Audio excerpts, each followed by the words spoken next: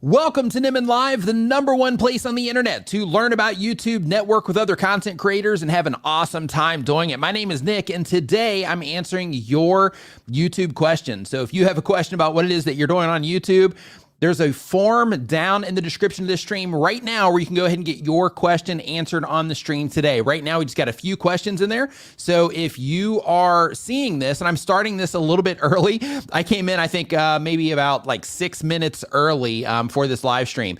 But there's a form down in the description for you early birds where you can go ahead and get your question in there right now, and we'll get it answered on the stream today. Now, in addition to that, I do want to let you know if you are watching this on the replay, we are adding timestamps to these live streams now. And what that means is you can just go ahead and, go down there and skip around to whatever part it is that you want to see in the stream. You can look for very specific questions that you might want answers to and so on in order to find the exact content that you want to watch on the replay. Now, I do want to let you know that I do this live stream every Saturday at 9 a.m. Eastern. So if you are watching this on the replay, feel free to swing by on Saturday. So maybe we can get your question answered live if you do, come in here a little bit early.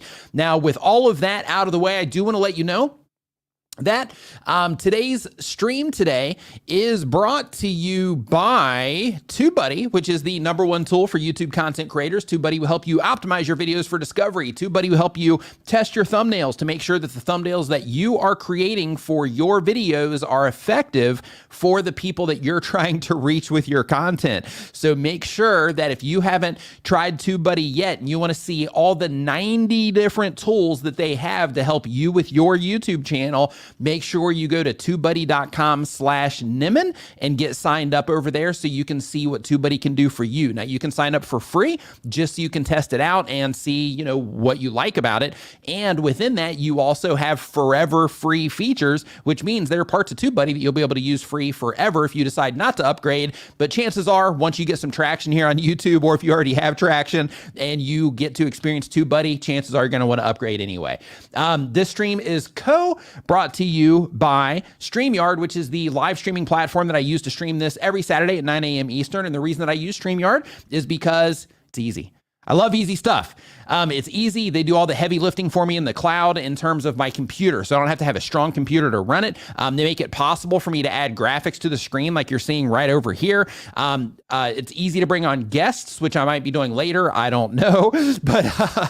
But basically, when it comes to StreamYard, if you are a live streamer, it's the easiest thing that you can use to go live. So if you are, say you're at that starting point, or you just want something that's simple and easy to use, then make sure that you check out StreamYard at StreamYard.com. With all that stuff out of the way, I've got links to that down in the description as well. But with all that stuff out of the way, I just want to say I hope everybody's having a fantastic week. I'm super excited today to get in here and start answering your YouTube questions. Again, if you are just joining us, we do have a form that is linked down in the description of this stream right now where you can go ahead and get your question in there. We've only got a few of them right now. So if you can get it in there before, everybody else gets in here, then we'll go ahead and get you answered. We'll go ahead and get your question taken care of on the show today. And really quick, before we get into it, I just want to say, Creator Classroom, what is going on? Nice to see you in here. My condolences to you for what it is that you are, doing today. I'm sorry to see that.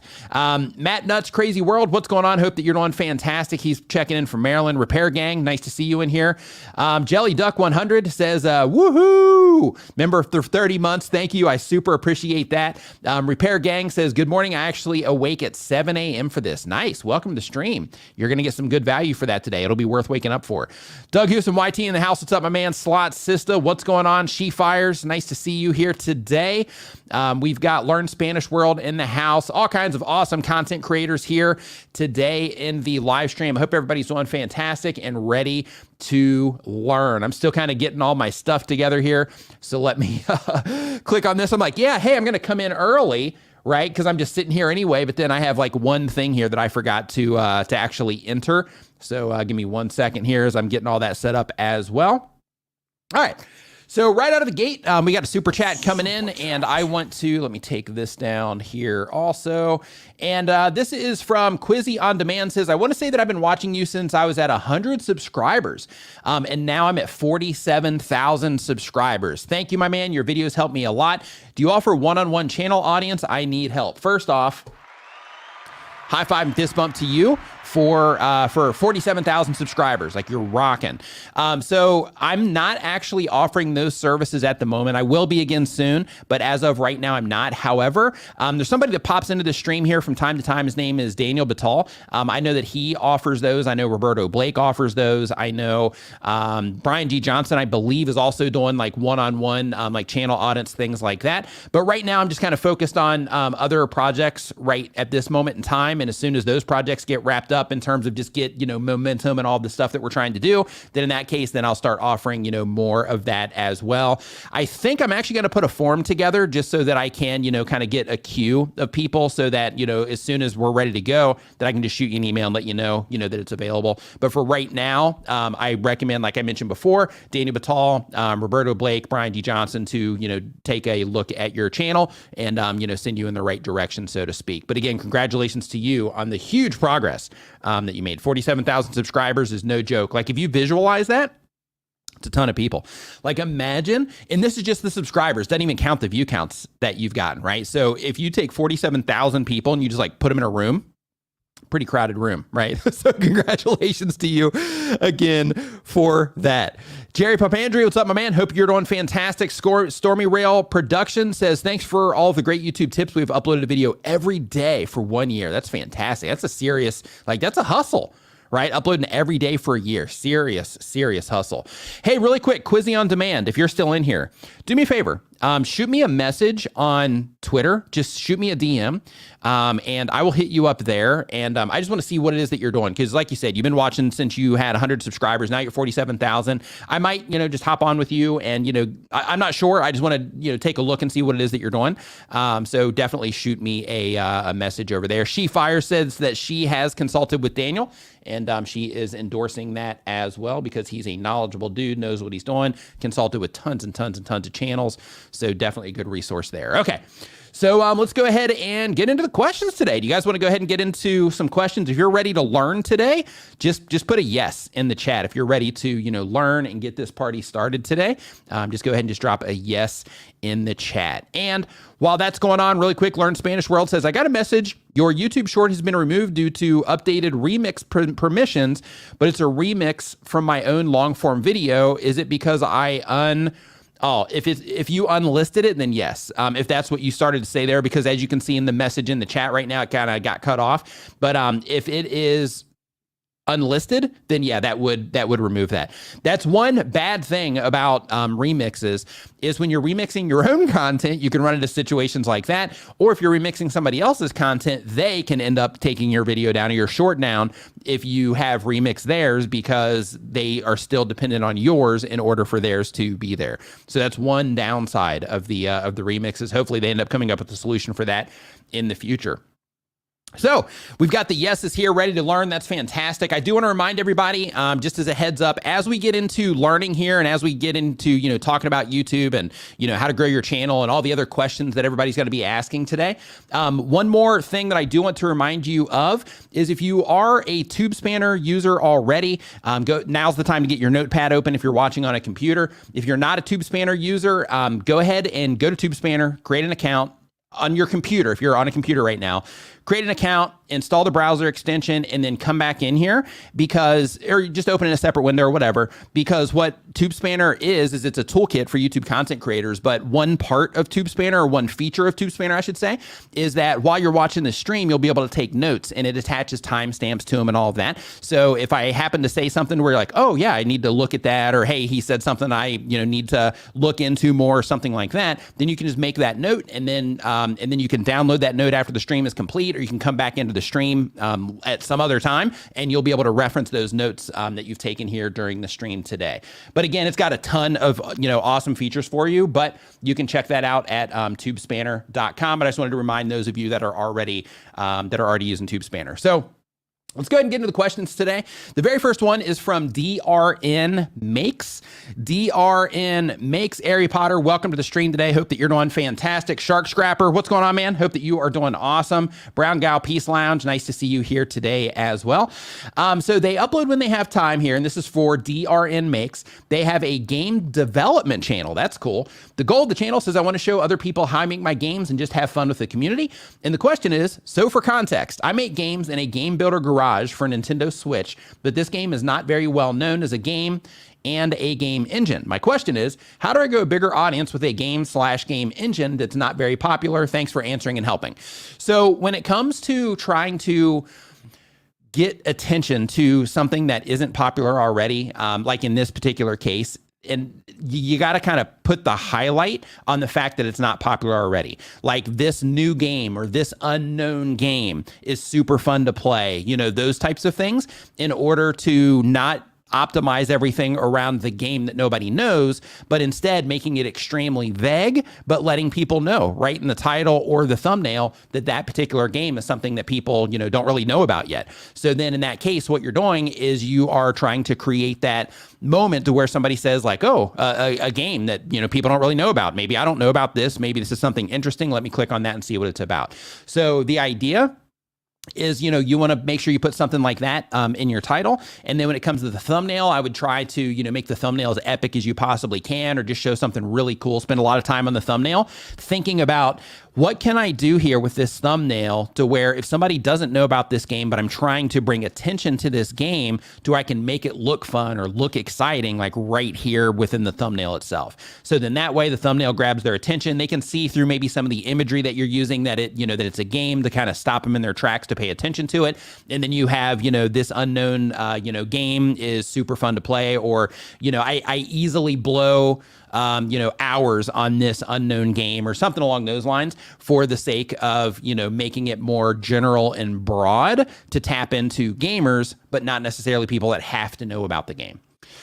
Hopefully that helps. Next up, we've got Repair Gang. Thank you for the super chat. It says, do you think it would be cool if we use other YouTuber emojis in every live stream chat? Would make memberships super cool. So what you're saying is, if you could take membership or emojis from like every channel that you're a member of and just kind of use them all within there. Yeah, that would be cool. Actually, I need to add, I haven't updated the emojis here in like a really long time. I actually need to do that myself as well.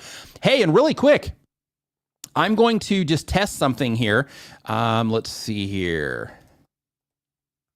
Do you currently have? And we're just going to do, I'm just dropping this in the chat right now because I want to see what it does.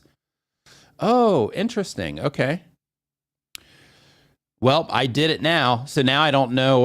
Let's see here. Let's end that Q&A maybe. Oh, okay. This is interesting. So YouTube, basically they have this new feature that they're rolling out for live streamers. So those of you that are live streamers, so basically here, I've just got posted up there, you know, how many subs do you currently have? And I access this by clicking the little plus icon that was right next to the emojis. And then now, as you can see, for those of you that are in this question area, it's starting to pop up here with the, you know, with all the different, you know, questions and whatnot. That is pretty cool, actually. So I'm going to go ahead and end that Q&A. I'm going to hit confirm, and then we'll see if I get any data on that in the back end later. But for now, let me switch this back to live chat, and we'll keep it on rolling. Okay, so next up on the list, thanks for your participation on that. Super appreciate it, because I haven't had a chance to use that feature yet because I need to be live when I do it. So hey, almost as big as, or how big is the map? Almost 34,000. Congratulations to you for just continuing to crush. Absolutely love it. So really quick, David Matney says, what ratio should our short form content be with long form content? For example, 2 shorts for every long.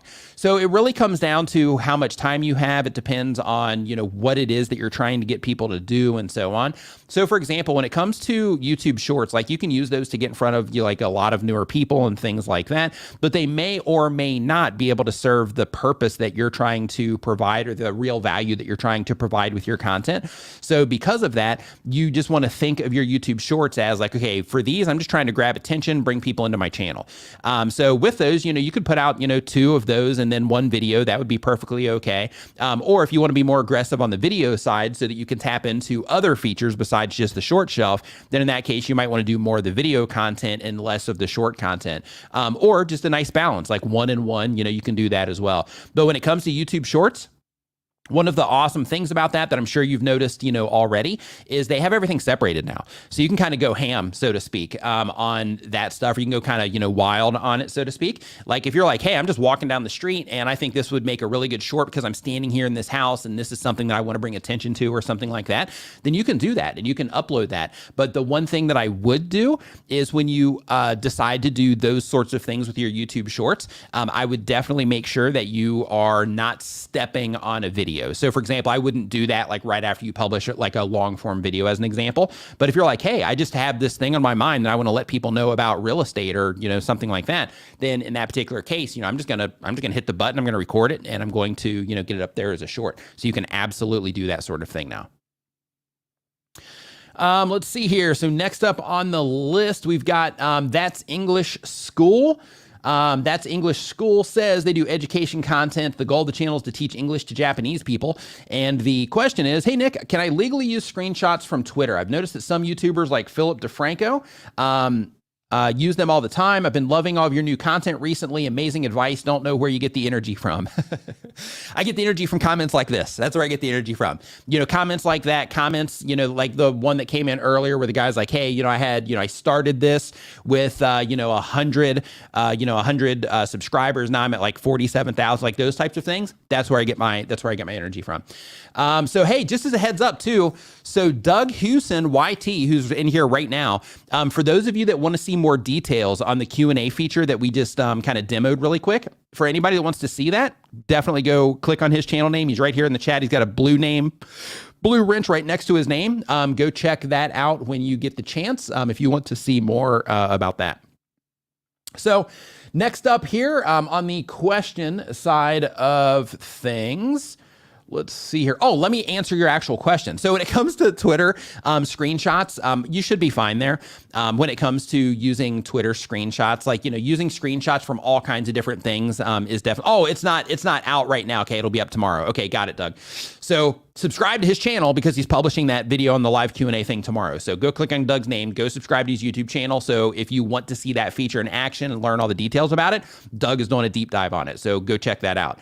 But when it comes to you using those screenshots, yeah, like I wouldn't use it. Or I wouldn't worry about using those types of things. Technically, because you are using their interface and, if their logo pops up in there, somebody's tweet, their picture or maybe their logo pops up in there, technically, if somebody really wanted to push it, they might be able to get it like taken down or something like that, but they would really have to push it. When it comes to those sorts of things, like I'm extremely protective of my YouTube channel. I'm extremely protective over, the specific things that I will and will not do or will and will not use on my YouTube channel. And the reason for that is because I know, all the work that I put into it. So because of that, I'm like a very strong advocate for like not using, things unless you pay for them or you have the rights to use them, things like that. But when it comes to screenshots, I still use screenshots like all the time. So, maybe I'll use something from Twitter, Reddit, or YouTube, something like that. I'll use those all the time and I don't even think about it. So that's my thoughts, so to speak, on that. Drew Project, what's up, man? How we got here? Genealogy, nice to see you in here. Chatty Cathy, hello. KMH family, nice to see you here. Drew Project again, what's up, dude? Oh my gosh, they're not a cat. Look at that. I'm not a cat is in here. Okay, so next up on our list here, we've got Rachel Smets. What's going on, Rachel? Hope you're doing great. Okay, this is a really long question here. So basically, it says, please explain the formula to suggested titles and thumbnails. Here's what I learned. And then there's like a big list of stuff. And then it says, I'm really struggling. I try a lot. I live and breathe titles. Hopefully your answer helps me and others. So I've noticed your posts in Daniel's group lately and in, I think, Tube Ritual and in the Daryl Eves group also. So the very first thing is, in your case specifically, because you're saying that, you live and breathe titles. So what you need to start doing like right out of the gate is you need to start trying to be more succinct with what it is that you're doing. If you can take the ideas that you're trying to express and you can compress those ideas down, it's going to force your brain to say, hey, I found Chris, what's up, man? It's gonna force your brain to say, how can I explain this in as little or short of a way as possible? And you want to use that idea for your YouTube titles, because it's so easy to, try to over explain everything. And it's so easy to, to try to think like, okay, I got to get like every single thing into the title and all that. You don't. Like, if you look at some of my titles, right? Like the title will be like, this YouTube feature will fill in the blank, right? And the whole thing with that is, I mean, you can't get any more vague. Like, it's saying that it has something to do with a YouTube feature, and then I have the benefit that content creators will get from it, or the warning that they need to heed from it, or something like that. But I just make it super simple, super easy to understand. And I, try to make them as vague as possible in some cases. In other cases, if I'm going for like YouTube search, then I'll make it like hyper specific. So in that case, maybe it's like a Camtasia video. It might be something like, how to do something specific in Camtasia or something like that, in order to make sure that I have everything optimized in every way in order to help me, show up in search there. So when it comes to your titles, the thing that you got to make sure you're doing is compressing the idea down into, just an easy to understand title. So when it comes to your workflow, here's one thing that might get you over this hurdle that I recommend that you try. So right now in your brain, you have all these different ideas about, all the different types of videos that you want to make, all the different content that you want to put out there to help people, escape their, 9 to 5. So what I would like you to start thinking about is okay, instead of coming up with the video idea first and like all the complexities of the video idea and all the different things I'm going to talk about, let me just start with titles. Let me just start with trying to write like 50 to 60 character titles, and just start writing titles. Don't look at those necessarily as video ideas. Just look at them as like, hey, these are titles that I'm trying to write to reach people. And then as you're going through that process of trying to write those titles out, then when you get to good ones and you're like, oh yeah, that one's pretty good, then in that case, like pick that one out, put it aside and put it on your list of videos to make. Because then when you're writing the titles and you're starting with that first, then in that case, you can say, okay, this is the idea that I have. And this is, like a super short title. This is exactly how I'll frame it. And then I'm going to put it over here so that when I'm, planning out my content, I can make sure that I have, that particular thing on the list. But, when it comes to all of this stuff, simple in every capacity is going to get you a lot further than, over explaining stuff and trying to explain everything that's happening in the video and the title and all of that. What you want to do is you want to start with a core idea, which is why I was saying to start with the titles. And then from there, then you expand out on like, okay, here's the core idea. Now, what are all of the things once you get the titles that are winners? What are all the different things that I could do here to actually flush out this video? So, most of the biggest content creators on the platform, just so you know this, they always start with their titles and their thumbnails before they even consider like anything else, before they even consider hitting the record button, before they consider anything else. They'll sketch out an idea for their thumbnail, they'll sketch out an idea for their title, and they'll just keep workshopping that until they come up with something they think is a hit or they believe is a hit and will connect with their audience. And then they start, kind of breaking that out into, the whole video concept. So I would try that, because what it is that you are doing currently, if it's not working for you, then you need to change something in your process in order to, help everything it is that you're doing better. I don't know if resonate is the right word that I'm looking for, but in order to, kind of get over the hump that you're currently dealing with right now.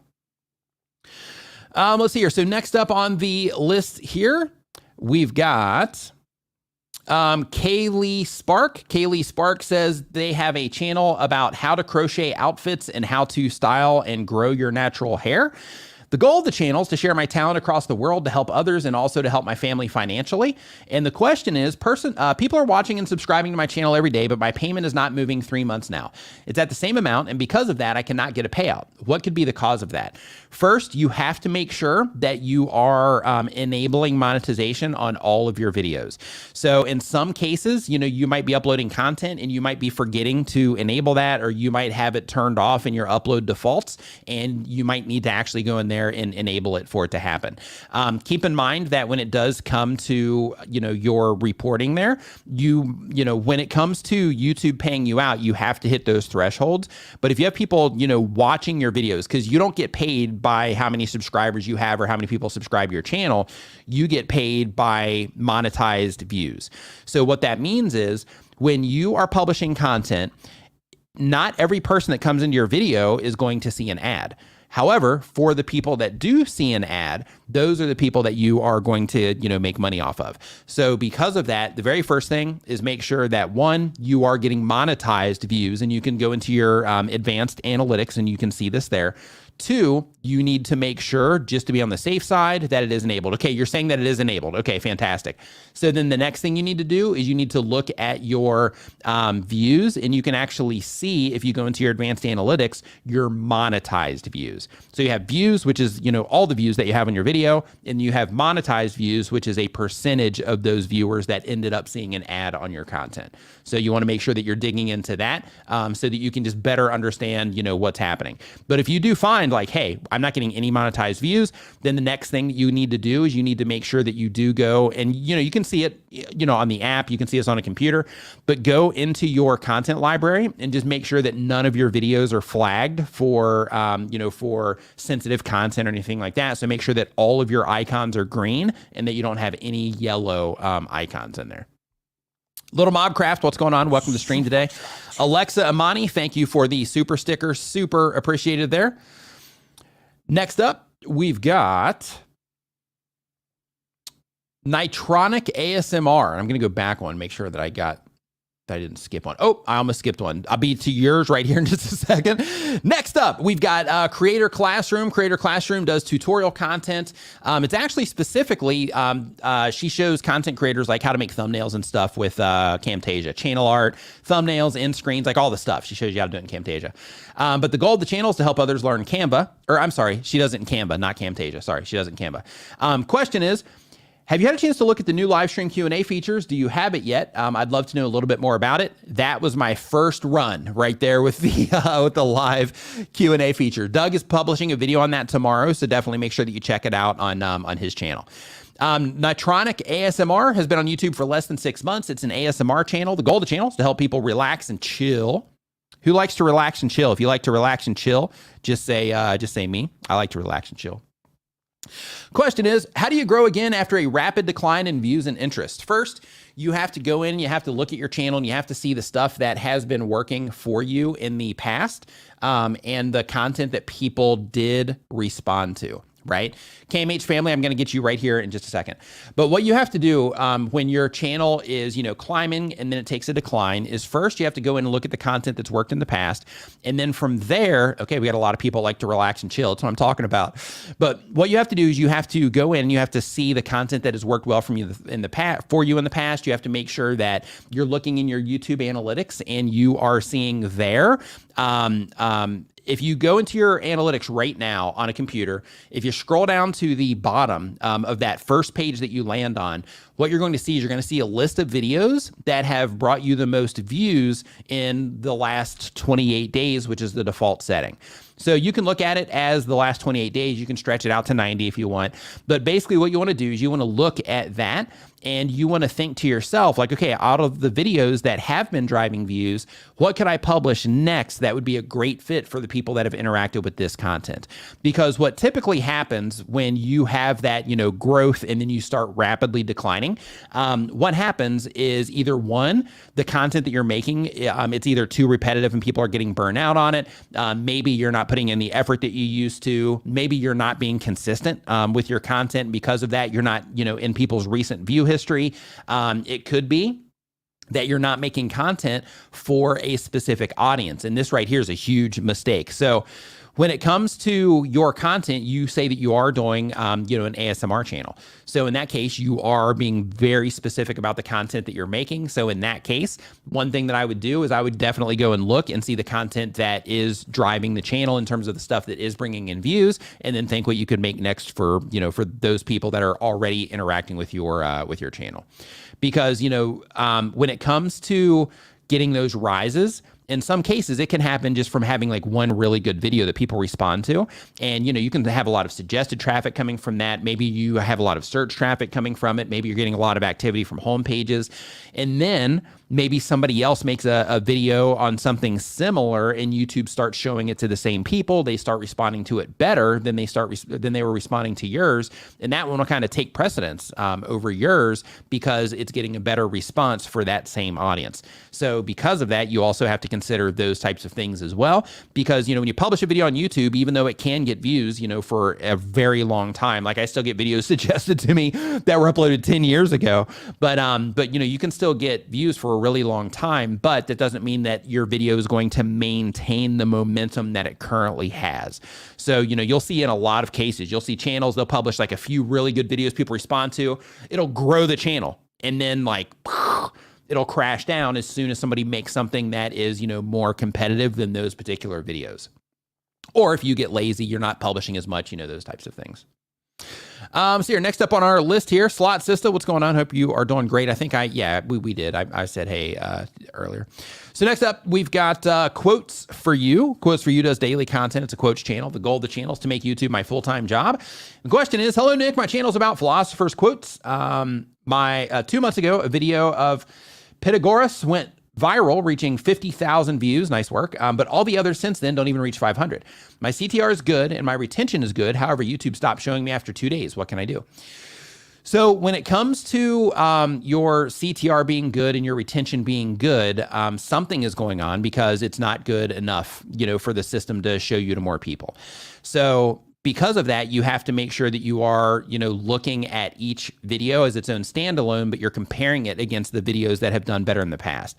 So one thing that you're going to see is on your video that got 50,000 views, it's going to look like, most likely, if you go and look at that video, it's going to look like that video actually doesn't have as good of a metric as good of metrics in terms of click-through rate and average view duration and everything else, compared to the videos that won't even reach 500 views. And that's because the videos that won't reach 500 views, they're not performing well enough with that small audience to actually get into a big audience. But the video that got into the bigger audience, that particular one was shown to a lot more people, which typically drives those numbers down.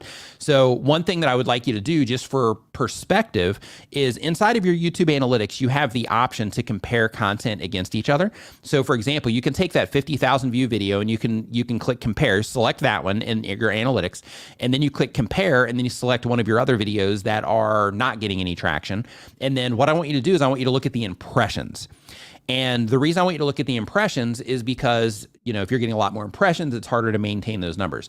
So what you're going to see, most likely, is you're going to see that, the one video's just gotten, a ton of impressions on it.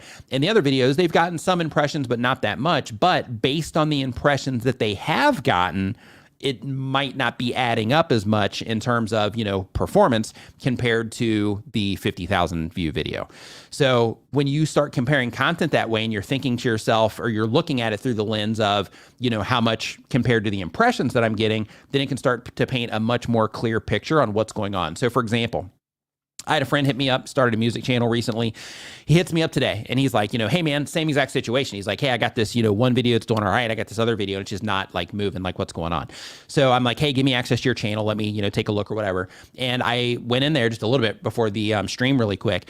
And on the video the new video that's not doing that great, his click-through rate on that is, I think, right around 3 something, percent in terms of just the average out view. But on home pages specifically, it's under 2%, and the video doesn't have that many impressions on it. So the click-through rate that he's getting for the impressions that he's getting, he needs to re-optimize his thumbnail and his title immediately, which I sent him the message to do that. But he needs to update that stuff immediately because it's underperforming based on the amount of impressions that he's getting. So what you want to do is you want to go and start comparing your content that way. And what you want to do, because I mentioned browse, but I didn't explain that in detail. So when you look at your click-through rate, so first off, really quick, because I know we have a lot of new content creators in here. If you're new to YouTube in terms of you're just getting going, you don't have 1,000 subscribers yet, you're still trying to learn what analytics are, all of that stuff, just say me in the chat, just so I can, kind of gauge how far to go with this particular topic. But what you want to do is, when you are looking at your click-through rate and you're like, yeah, this is a good click-through rate, instead of looking at it, hey, Neil, what's up, dude? Instead of looking at it and being like, okay, this is my click-through rate where it's, averaged out there. So you go and you get to see that kind of averaged out view and the upside down triangle thing that you have there. People call that a performance funnel, and YouTube calls it how watch time leads, or how impressions lead to watch time and all that. But when you look at that view, it's factoring in views that came in from your or your click-through rate from your channel page, from the subscriber feed, from home pages, from suggested videos, from search and all of that. And it's giving you like just a rough idea, right? So what you want to do to better understand your click-through rate, for those of you that are, just getting into this, what you want to do is you want to go into your YouTube analytics. Once you're in your YouTube analytics, you can click into advanced mode. Now they'll even show you this now. If you go into the traffic sources part, which is down the page a little bit to the left of that upside down triangle, you can see this information in there too. But what you want to look for, either there or just clicking into advanced mode and then clicking on traffic sources, is you want to go and you want to look at your click-through rate in the different traffic sources. So what a traffic source is a traffic source is pages on YouTube, right? It's pages on YouTube or off of YouTube. So external, for example, is a traffic source, which is like traffic that you get from elsewhere. So like if you share your videos on like Twitter, Facebook, things like that, you can even see how people respond from those. So what you want to do is when you go into your traffic sources, you want to go there and you want to look at browse, which is your subscription feed, or not your subscription feed, but other people's subscription feed and home pages. You want to look at that and you want to see how you're performing there with your click-through rate and average view duration. You want to look at suggested videos and see how you're performing there. You want to look at search, if that's something that you're going after. You want to look at search and see how you're performing there. And by doing that and looking at the different pages on YouTube that you're getting views from, it can really open your mind or open your eyes to some problems that you might be having with getting people to click on your thumbnails. So the way that I like to express this idea is for those of you that are trying to get into YouTube search. It's easy to get people to click on stuff in YouTube search because they're looking for your content, right? So we call that kind of like a low-hanging fruit when it comes to YouTube, in terms of like, that's just the easiest place to get views when you're just getting started, because you can literally just say, this is what people are looking for. I'm going to title my video that, and then hopefully it's going to be good enough in terms of how people respond to it to get it to show up in search, right? But when it comes to getting attention from home pages and suggested videos and even your subscription feed, it's a totally different game, because when it comes to YouTube search, people are looking for your videos. So because of that, it's easy to get them to click there because you just have to match up. When it comes to their home pages and their suggested videos, it's a totally different game there, because then what you have to do is you have to capture somebody's attention when they log onto YouTube not expecting to watch your content. So the difference is, one is you're just saying like, hey, this video matches what you're looking for, right? So it's easy. But the other one is like, I'm competing with everything that somebody sees on their homepage. I'm competing with everything that somebody sees on their mobile feed, when they're looking at it there. I'm competing with everything that people are getting suggested, next to the specific videos that I'm getting traffic from. So it becomes a much more difficult game to grab somebody's attention there. So because of that, if your click-through rate is low compared to the impressions that you're getting, and you figure it out on like these particular traffic sources, like for example, home pages, then what you want to think about there is, okay, if I'm doing okay in YouTube search, but my click-through rate compared to my impressions is really low on home pages, then what that means or translates into is that something about either my topic, my title, and or my thumbnail is not compelling enough to get people to click on it.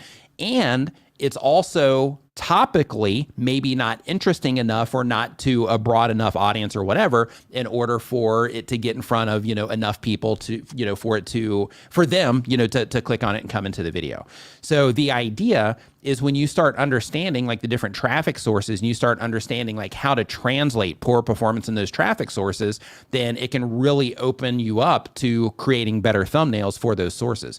So for example, if you don't get that win off of home pages, if you're performing poorly there, all it means is that you're just having trouble capturing somebody's attention or helping them identify that your video is about something that they care about, right? And compelling them through having, a compelling title or compelling title and thumbnail package to click into your video. So same exact thing goes for suggested videos. So a common problem when it comes to suggested videos is in a lot of places on YouTube, they're coming out small. On mobile devices, they're usually bigger. But when you are performing very low in suggested videos, same exact thing applies. You might see that when you're looking in your traffic sources, and instead of going, oh, my click-through rate is just this, and just kind of walking away with that information, if you know specifically, like, oh, I'm not doing that great in suggested videos, then you can start trying to unpack why. And you can start saying, okay, so I'm not doing very well in suggested videos in terms of my click-through rate compared to my impressions. Why is that? Then you have to start thinking, okay, if my thumbnail were to show up and it comes up this big instead of being, this big, how easy is it to see what this might be about for the people that are, for the people that are interested in this particular topic? Like, how obvious is it to them that it's about this? So I know we've got a lot of gamers in here, so I'll use this as an example. So let's say that you have a gaming channel and you are making videos about Fortnite. In that case, then if you're performing poorly in suggested videos and you're using like a screenshot, right? It's a screenshot and maybe your face. Then in that particular case, that might do okay in a mobile feed, or that might do okay on home pages, but maybe not so much in suggested videos if it's not obvious that it's about Fortnite. So when you identify that problem in your traffic sources, what you can do is you can say, okay, maybe it's because I'm using the screenshot and they can't see the detail and they can't really tell that it's about this game. So because of that, what I'm going to do is I'm going to pick one of the popular Fortnite characters and I'm going to make that prominent in the image instead of me. So that's going to be the thing. And then I'm going to have the screenshot behind it. And by doing that, you're helping people that are into that game identify at a glance, not having to examine it because nobody examines it. But you help them identify at a glance that that video is about something that they care about, right? Another thing when it comes to suggested, if you're performing poorly there, is, and make sure you guys are taking notes on this, by the way, because, like this is stuff that, people will go and hire people to help them know what it is that I'm telling you right now.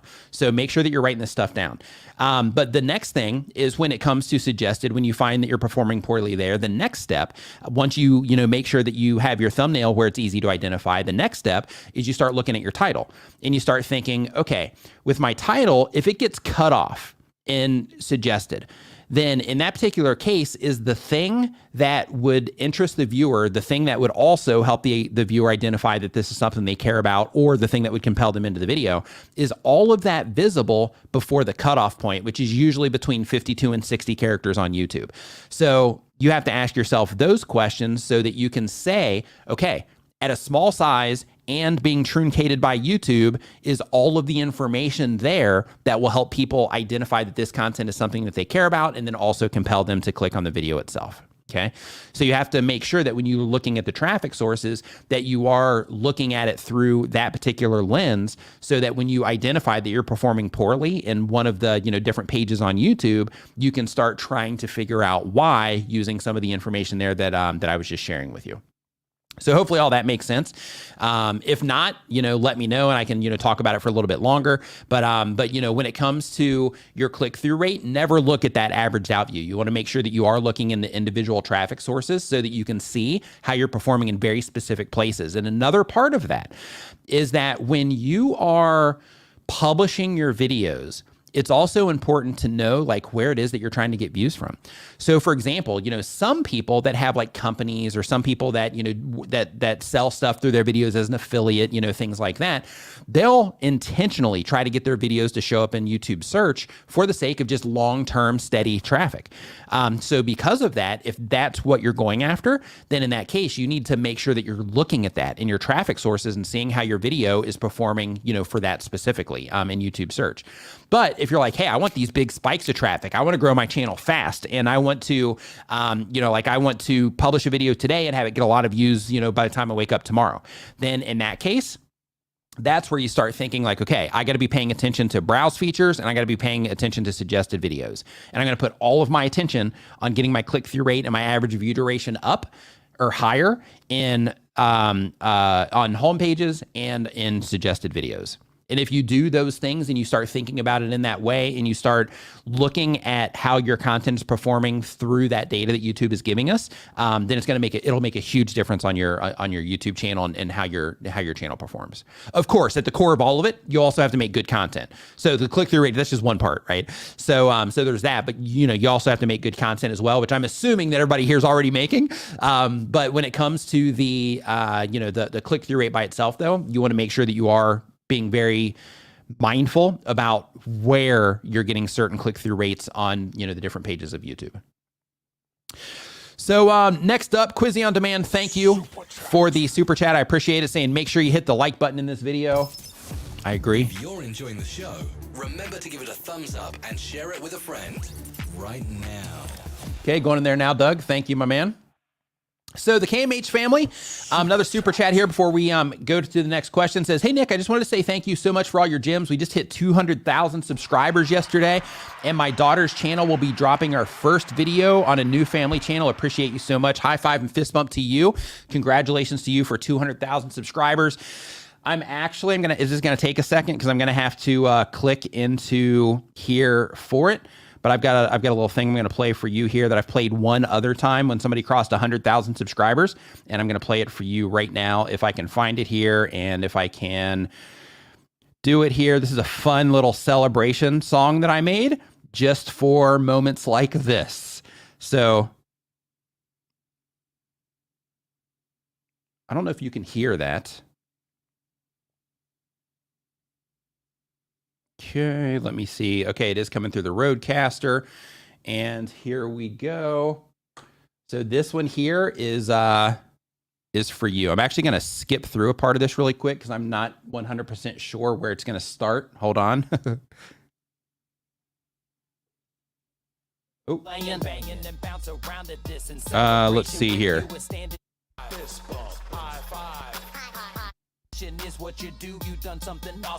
Yeah, it was Hot Mess History.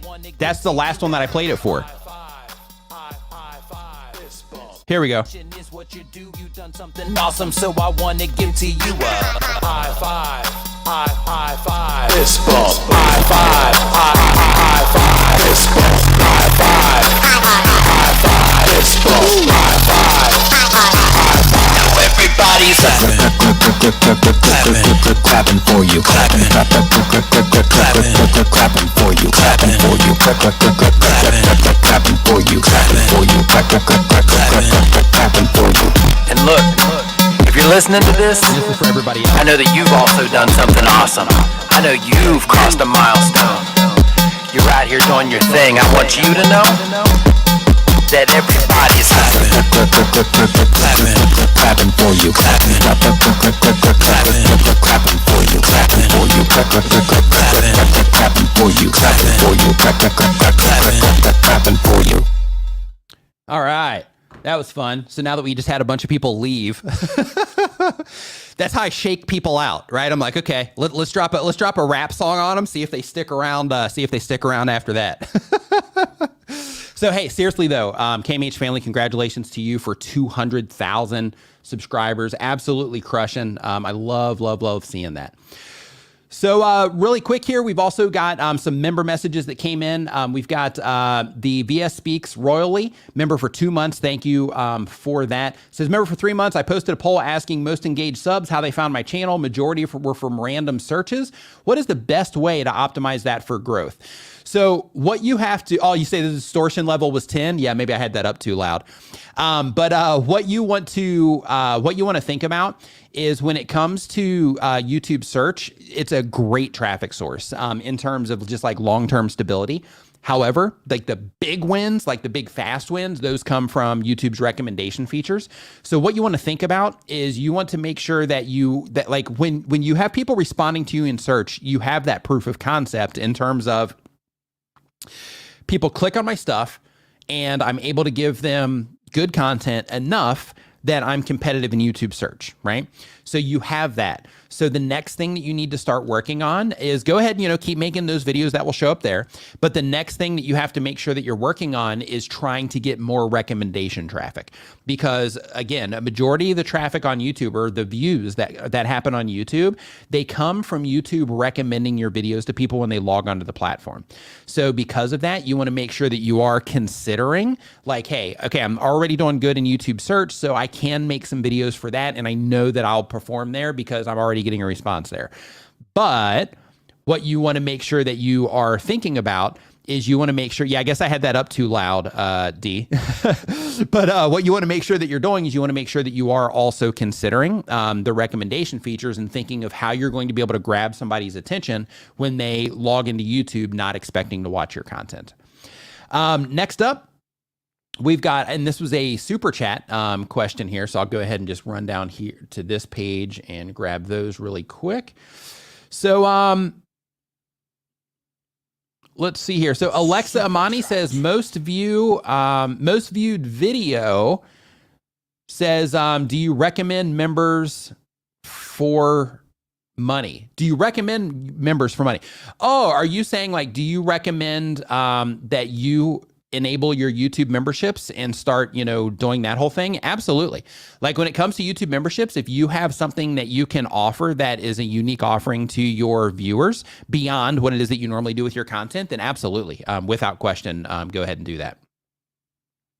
And then there's one other message in here. Oh no, I think that got us squared up. Okay. Oh, no, it didn't. Okay, so one more here. Let's see here. Says, I'm doing great on YouTube with my wax videos. YouTube keeps them up and suggests them, but ads can't be used. So asking, should I move them to memberships? You could.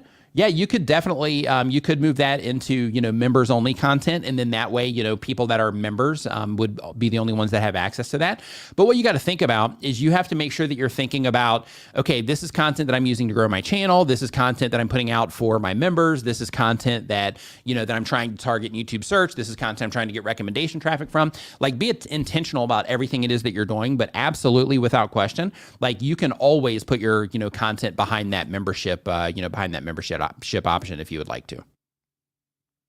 So next up that we have here, next question that we have here on the list, and really quick, somebody just mentioned that they only have 11 subscribers on their YouTube channel. I just want to let you know that everybody starts out there, so you're just in that beginning part of the journey. So just embrace where you're at right now. Like one of the really cool things about just getting started on your YouTube channel, when you have just 11 subscribers on your channel, is that, that gives you a lot of room in terms of like, you can publish videos and then like 2 weeks later, if you're like, oh my God, that wasn't as good as I thought it was, then you can like take it down. It just gives you a lot of room that way. But keep in mind that with anything, if it comes to learning how to cook food, if it comes to learning how to, get into shape, if it comes to learning to play an instrument or play a sport or learning computer tech or learning like anything, it's a process, right? Like nobody starts anything and they're awesome at it right out of the gate and they have like wild success, from day one. So because of that, just embrace the process, learn all the different things that you need to learn in order to, do this stuff. Focus really hard on your skill sets when it comes to making good thumbnails, writing good titles, and making good video content. Focus really good on those three things. And you'll end up doing okay. But you have to make sure that you're continually learning and that you're continually, trying to, do the thing. Superchat. Neil Urban Explorer says, any chance we can have a Christmas special live stream from the OG studio with Nick and D together just for us 5-year followers? Yeah, I'll talk to D about that actually. That would be actually be pretty awesome. D, are you down for that? We have like a Christmas stream. Actually, I'm actually going to be yeah, I'm not sure. Yeah, but we can do it. Yeah. We'll figure it out. Okay, so D says, yeah, let's do it. So yeah, so it might be like a couple days before Christmas or something, because like we'll probably be busy on Christmas too. So yeah, we'll figure something out. We'll figure something out there. That's an awesome idea. Thank you for that. Thank you for that, Neil. No, we're gonna do it, D. We're gonna do it. So let's see here. So next up on our list. Yeah, he says it doesn't have to be on Christmas. Okay, so we've got Pirate Studio Official is the name of the channel here. It's a music channel. And the goal of the channel is to entertain people and make money doing what I love. And the question is, how can I make thumbnails for vocal covers? I mean, I'm singing and it's the name of the song. How do you make it stick out? So one, you can put the name on it. Two, you can try to get permission for an image or try to find an image that they let people use for commercial purposes of, the actual artist itself, and put that artist in your thumbnail. Because if you're doing the cover, then in that case, the video is about them. So then technically you should be okay. However, trying to get permission for it first and all that is definitely the right thing to do in that particular, situation. Next, we've got Natasha's Nuggets. Says they have a Bible-based channel. The goal of the channel is to get the word of God out on the internet. And the question is, hey, Nick, when is the best time to upload YouTube videos? So the best time to upload YouTube videos is when your audience is online. And the reason for that is because when they are online, when you publish a video, then that's more people that can interact with that content, right as you're publishing it. So for example, if like your core audience is in bed when you publish your video, then in that particular case, there's not as many people that can quickly respond to your video to give YouTube the data that it needs quickly in order to understand better who to show it to, the fastest. So because of that, YouTube gives us information in our YouTube analytics that tells us when our viewers are online. So in some cases, depending on, like the activity that you have on your channel, in some cases, you might not see that graph in terms of it not being available yet in terms of the data, but it will show up eventually. So until it shows up, what you want to do is you want to start thinking to yourself, okay, the people that I'm targeting with my content, you can start geographically and you can say, okay, first, when do they wake up? Like when are most people getting up? The second question is, okay, with the specific audience that I'm trying to reach, are they going to most likely be watching YouTube like when they get up, in the middle of the day, in the evening? Like when are they going to be watching videos? And you want to make sure that you're publishing, around that time. This is why it's important to make sure for everybody here, and this is something that people don't run across until they do. But you want to make sure that you are thinking, like if you're just getting started on YouTube, that you are thinking about who it is that you're making content for, because that helps solve problems like this in terms of knowing, when you should upload, because you start considering the lifestyle that they live, or at least the cycle that they're living in for the core audience that you have. So for example, if you are targeting, like let's say you're a gamer and you're targeting like younger people, then in that particular case, you wouldn't want to publish a video while everybody's at school, right? You'd want to publish it either early in the morning so that they can watch it while they're, on the bus on the way to school, or they can watch it, while they're getting ready, or while they're waiting for the bus, or maybe while they're waiting for class to start or something like that. Or you'd want to make sure that you publish it after school so that, right when people are getting home, or schedule it for after school, or once the bell rings and people are, hopping on their bus and they're looking for something to do and they're all watching videos with their headphones in on the way home, then in that case, then that's a good time for them to watch your videos. If you are Professor Nez in the house, what's up, dude? Hope you're doing awesome. But if you are targeting, for example, single parent professionals, then in that particular case, getting them in the morning or publishing your videos so that they see them in the morning might not be the best move, because, they're waking up, they're trying to get everything ready for their own jobs and get it ready for their own work while they're also getting everything ready for their kids and all of that. Since they're doing it all by themselves, then they're, much more busier. So because of that, you might want to publish in the evening for those people, but you can always experiment with this too. So you can say like, hey, let me publish one in the morning, let me publish one in the evening, let me publish one in the afternoon, and start doing a nice series of those, and then figure out, which one get you the best response that way. But the best way to start, or the best place to start, is just thinking about, for the type of content that I'm making and the people that I'm trying to reach, when are those people most likely to be online, at least for that first core initial group of people. Professor Nez, yeah, I just saw Dee's message here. I saw it on Facebook as well. Congratulations to you, my man, for 20,000 subscribers. High five and fist bump to you. Love that. Love seeing friends like crush. It's great. Okay, so next up on our list here, we've got Metal Detecting New York City. They do metal detecting content. The goal of the channel is to tell my story and the story of metal detecting. And the question is, should you delete videos that do not gain traction? So one thing to think about is, like, if you just started your channel, let me see here. How long have you been on YouTube? Okay, you've been making videos for a year or more. So one thing that can happen is when you have a video that takes off, YouTube will start recommending some of your old content to them. So to the people that are interacting with, those videos, or as you just progress through time, as people, start interacting with your content, for the people that YouTube sees are enjoying your content or having a satisfactory experience with it, then they're going to start recommending more of your content to those people. So some of that can be your new content. Some of that can be a video that you uploaded last week. Some of it can be a video that you uploaded, last year, or a year before that, depending on what's going on. So what you want to make sure that you're thinking about is, if it underperformed initially, I would go in and I would make sure that you are, just updating things, freshening things up on like the thumbnail and title, because that by itself can give a video a fresh breath of air. But just keep in mind that if YouTube is going to be suggesting some of that content to people, then if you refresh things, then that will give you the opportunity to try to make a more compelling package in terms of thumbnail and title, that the people that they are recommending your content to might respond to better, now that you know how to do things a little bit better and you know how to grab attention a little bit better and things like that. Skippy ZK says, I get recommended to me videos from 6 years ago. Absolutely. Yeah. I was actually logged into another channel that watches my videos, and I saw a live stream of mine that was from, I think it was like 4 years ago for that particular live stream. So it's like, yeah, like, they definitely go into that archive. Earth Central says they've been on YouTube for a year more. They do meteorology and geology coverage. The goal of the channel is to educate people on what is happening and save lives. The question is, what can you do to create content when your niche is currently quiet and there's nothing going on? You could go into the science of, what's happening, especially in your case, if you're doing meteorology and geology coverage. One thing you could do, because you're obviously tapping into the people that are into, meteorology and geology. So because of that, you could talk about, like why certain things happen with meteorology and geology. You could talk about, just the science behind all the different stuff that you do.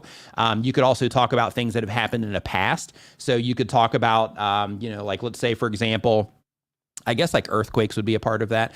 So you could talk about, hey, these are like the top 10 like worst earthquakes ever. And, make, that type of content. So that then that way what you're doing is you can do like the science stuff just to kind of better educate people. You can do like lists of, like the best and worst, or probably the worst would probably do better. But like, the most, violent storms, the biggest tornadoes, the, biggest earthquakes, the heaviest rainfall, the longest rainfalls, like those types of things, to kind of keep it rolling when there's no other activity. Deck Plate Tone says, Nick, I changed my channel from cultivation and growth talks from a veteran to Deck Plate Tone. Your tips and other tweaks helped. Thank you so much. My pleasure. I'm not sure what Deck Plate Tone is, but the fact that you're like, hey, I was doing this, but now I'm going to go for this because I want to do this more. High five and fist bump to you for being like, okay, this is the path and the direction that I'm wanting to go. So congratulations to you for making that move. And I'm glad that the content is helpful for you. Next up on our list here, we've got Repair Gang. Repair Gang in the house. Repair Gang. Whoop, whoop. Okay, so next up, we've got Repair Gang says, I have a small engine repair channel. The goal of the channel is showing people how to fix their own small engines and save money. And the question is, I just hit 3,300 subscribers on this channel. Congratulations to you, by the way.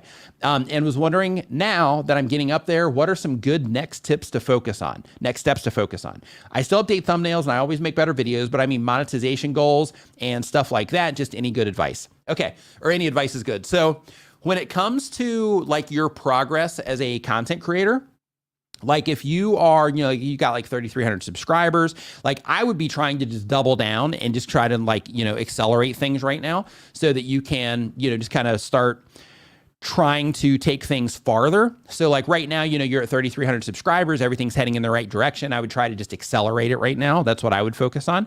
Of course, if you do have things that you can, start promoting in terms of like affiliate things or anything like that, I would definitely consider that as well. I actually have a monetization stream that I'm doing now. And with that monetization streams, we're actually like looking at YouTube channels and trying to brainstorm on different things they could do to monetize better. So you might want to go and watch some of the replays of the last two that I've done. Because that might kind of open up some ideas for you on some different things that you could do. Especially, with you having a channel where you're doing like small engine repair, there might be some really good solutions in, what we've talked about previously in those streams.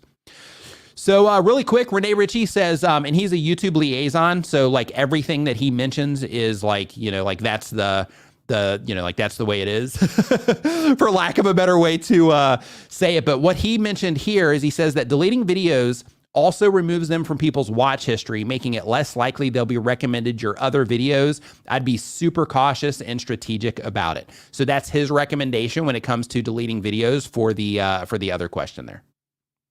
Thanks for that clarity, man. I appreciate it. So next up here, we've got Warrior Time is the name of this one. They have a motivational channel. The goal of the channel is to make an impact in people. And the question is, hello, Nick. My content is mainly long videos, but I have the possibility to upload 10 shorts a day to try to increase my exposure. What do you recommend to me about that?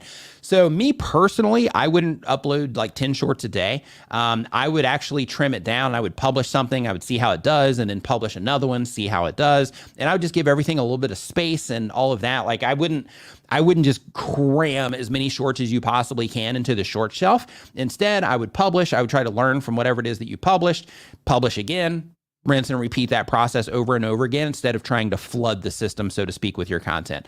Because when you just flood it, then what can happen is if you start, putting out a bunch of content that just, isn't doing the thing because you're just in a hurry to get content out, then you can just be putting out a bunch of content that's not actually working for you because it ends up underperforming. But if you're like, hey, let me slow this down a little bit.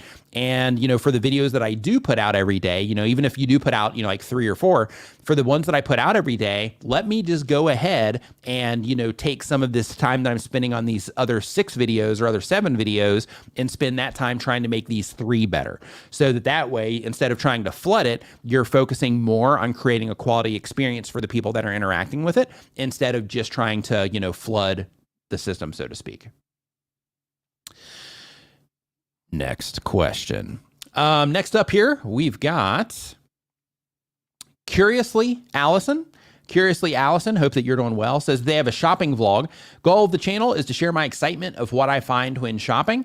And the question is, I can't get more subscribers. My watch time is awesome, but I can't get past 369 subs. You can, you just haven't yet. So you absolutely can, you just haven't yet. So what you got to think about when it comes to, getting people to subscribe to your channel more is just make sure that you are, reminding people to subscribe. You don't have to cram it down their throat, but just nudge them somewhere in the video. So one thing you can do is look in your audience retention reports, see, typically about how long you get, in your videos where people are still, watching, with like larger groups of people watching during those moments. And try to find a place, like while you're shopping, let's say you're walking through the store because you're doing vlogs. Say you're walking through the store and you're looking at stuff and you're, let's say a quarter into the video. If somebody's a quarter into your video and you have, let's say like a 10-minute video, they're pretty, committed to what it is that you're doing. So then as you're walking through and you're looking at different clothes or you're looking at whatever it is that you shop for, you can just mention at one of the little lulls that you have in the conversation, you can just briefly mention like, hey, by the way, I put out videos like this every, whatever your schedule is. So if you're enjoying this so far, remember to subscribe. And all you do in that scenario is you just give people a little tiny nudge. It's just a little reminder. And the better your content is, the more important this is, because when people are just immersed in what it is that you're doing, civilians, us as YouTubers, we're like subscribers, views, watch time, like that's just, how we operate. But when it comes to civilians or people that aren't content creators, like they're just there to enjoy content, right? Or they're sitting back, they're kicked up on their sofa watching TV and they're like, oh yes, this is pretty good. And they're used to just like, watching Netflix and watching YouTube on their TV and stuff. So they're not even necessarily thinking about like, hey, I got to be subscribing to all these different channels that I like. So when you just give that little nudge, it's just that reminder, right? Hey, as a heads up, I make content like this all the time. Make sure you subscribe so you don't miss anything. Even though that's not a 100% true statement on the risk of subscribe so you don't miss anything, that's still kind of like the common thing that we say. But yeah, definitely start asking for that because that does work. So let's see here. So a girl on her passport says, how do you suggest promoting a Patreon? I'm going to ramp mine up and I want to promote it. Thanks for everything. So my pleasure. When it comes to promoting your Patreon, I would just mention it in the actual videos themselves towards the end of the video and just let them know. Just say, hey, by the way, if you're enjoying these videos, I have special content that I publish that I don't publish on my channel that I publish over on this other website. I wouldn't say join my Patreon, because if you're not a content creator and you haven't watched other videos that are, doing Patreon and things like that, they might not even be familiar with what that is. So what you want to do is you just want to say, hey, I have this other, website that I put, exclusive content that I don't put on my YouTube channel. And that other website actually helps support what it is that I do here. I've got a link to it down in the description, or you could go to, if you have like a URL that points to it or something like that, and you can go check that out. And then of course over there, make sure you have a video on the page so that when they land on it, you can, explain to them what's going on there and try to, get them to sign up or whatever. But just go ahead and drop that into the end of your videos. But keep in mind, you need to keep it as brief as you possibly can. So that might be something that you want to wait until you have like another video on the screen to say, or that you have like a little graphic, that mentions it to where something pops up in your video while you're still continuing the content. So it's not completely interruptive, but a little graphic comes up that mentions, something about it, mentions the link that you have in the description, those types of things, for the sake of just spreading awareness about it. But of course, your video descriptions always, like if you have stuff to, promote, or to bring attention to in your video descriptions, make sure you're letting people know that you have stuff down there too. So that's another one of those things that you can just briefly mention, in your videos. So like, for example, in your case specifically, because you're doing, like travel related things. So what you can do is like, let's say that you're showing people, a particular, part of town, or let's say you're showing people something specific. One of the things that you can say is you can be like, hey, if you're enjoying this, I have exclusive content that I don't even publish on my YouTube channel, on another site. So to check that out, I got a link down here in the description, right? And by doing that, it's just that quick moment of just spreading awareness about it to people that are like really into it or enough into it that they would actually, support you on Patreon. Those people will, try to explore and see what that stuff is, because they're loving your content enough and getting enough value from you to where, to where it makes sense for them to take that action. Next up on our list here, we've got Charted is the channel name. They do gaming content. The goal of the channel is for others' enjoyment and my own. Says, I uploaded a video about a month ago that got around 400 views on it, yet my others get around 20 to 50 views. Is this just completely random? I don't think that it should be my best performing video personally. So this is a great question. And when it comes to us and how we think about our content, it's important to always remember that we are biased to what it is that we create. So when we publish something, the viewers are the ones that actually decide what quality is. The viewers are the ones that actually decide what an effective thumbnail is or an effective title is. The viewers are the one that decide if it's a good video or not based on how long they choose to watch that video. So when it comes to being like, hey, I really don't think that's a good video, you might be right. Like, you could be like, yeah, that video actually kind of sucks. But if people responded well to it, then it's still, it's still a good video. So because of that, just make sure that when you are thinking of those types of things, that you always remember that us as content creators, we make videos about topics that we think people will respond to. We record those videos and record the content for those videos in the way that we think is the best. We edit those videos in a way that suits our tastes. And then we publish those videos and optimize those videos in ways that make sense to us in terms of like, hey, if I make a thumbnail that looks like this, I bet this is going to help people identify it. If I make a title like this would be compelling to me, right? But until we actually hit that publish button, we don't know how effective that, our own process is and our own tastes are compared to how, everybody else is going to respond to it at scale. So because of that, just make sure that you are thinking like, okay, this one has 400 views. My other ones get around 20 to 50. I think that one shouldn't do as well. Just make sure you go in and you try to figure out why it did better. So one thing that's awesome about YouTube Analytics, and YouTube Analytics, for those of you that are brand new, it's the statistics behind your YouTube channel. So basically they show you how often people are clicking on your videos compared to how many times they show your videos. They show how long people are watching. They'll show you exactly where people dip out of your videos on average. They'll show you how your videos compare to other videos of similar length on the platform. Just tons of great information inside of your YouTube Analytics. But the best part about about it is that your YouTube analytics are a reflection of how people respond to your content. So what you do in situations like this, where you're like, hey, this one gets like 20 to 50 views, where I've got these other ones that are getting 400, is you go in there and you're like, okay, this one got 400. I wonder why. You go in, you start looking at all of the performance information for those videos. You see where the traffic's coming from. You start thinking about the topic. You hop on like Google Trends and start looking around like, hey, is this topic just kind of on the rise right now compared to the other things that I'm doing? Those types of things, to where you start digging into the videos that perform well to try to better understand why. So the trends thing, that's not available directly inside of YouTube, I guess. Well, I can't remember. Is that in the research tab? I think that actually might be in the research tab now that I think about it. But in terms of like an obvious place that a lot of content creators are probably just going to run across it on accident, it's not there. So because of that, you could head over there just to check if it was like a timing thing or whatever. But those metrics that you're going to see, those are just that reflection of how people responded to it. So those will show you a picture of why one video performs better than the other video. Let's see here. Next up on the list here, we've got Bearded Iron.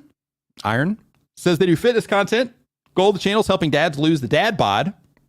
We should talk. I'm not a dad, but we should definitely talk. I like pizza too much. But the question is, hey Nick, great content as always. Thank you. It says my channel was consistently hitting around 3,500 views a day. On long form content, things were going exceptionally well, but when views have dropped off a cliff. My latest videos barely hit 200 views and 90% of views are from my subscribers. I have a good click-through rate and my average view duration is usually above 50% throughout. The whole channel is about weight loss. When looking at Google Trends for the term weight loss or how to lose weight, the trend drops off a cliff this time every single year and picks up in January. Is it okay? What's up, people? This your boy Viper, the man about tech. Viper, man about tech in the house. What's up, dude? Hope you're doing awesome. Nice to see you in the stream today. So, says, is it okay to just presume that my views will be seasonal with the trend, or should I be pulling my hair out trying to work out what's wrong? Also, the videos I'm posting now, could they potentially pick up and do better once the trend picks back up? Absolutely. So the way that you want to think about this when you do have content that is seasonal, and most content, does have its ups and downs. But when it comes to content that's seasonal, just keep in mind that, when you keep plugging away and you're still publishing content, one, you're being consistent. So the people that are still into weight loss, they do get the opportunity to watch your new videos. But in addition to that, that is more content that YouTube is going to be able to suggest when people are like, hey, New Year's resolution, I'm serious this time. I'm going to like really do it this time. Like when people, are thinking that at the beginning of the year, then, you're going to have just a plethora of content that they're going to be able to consume.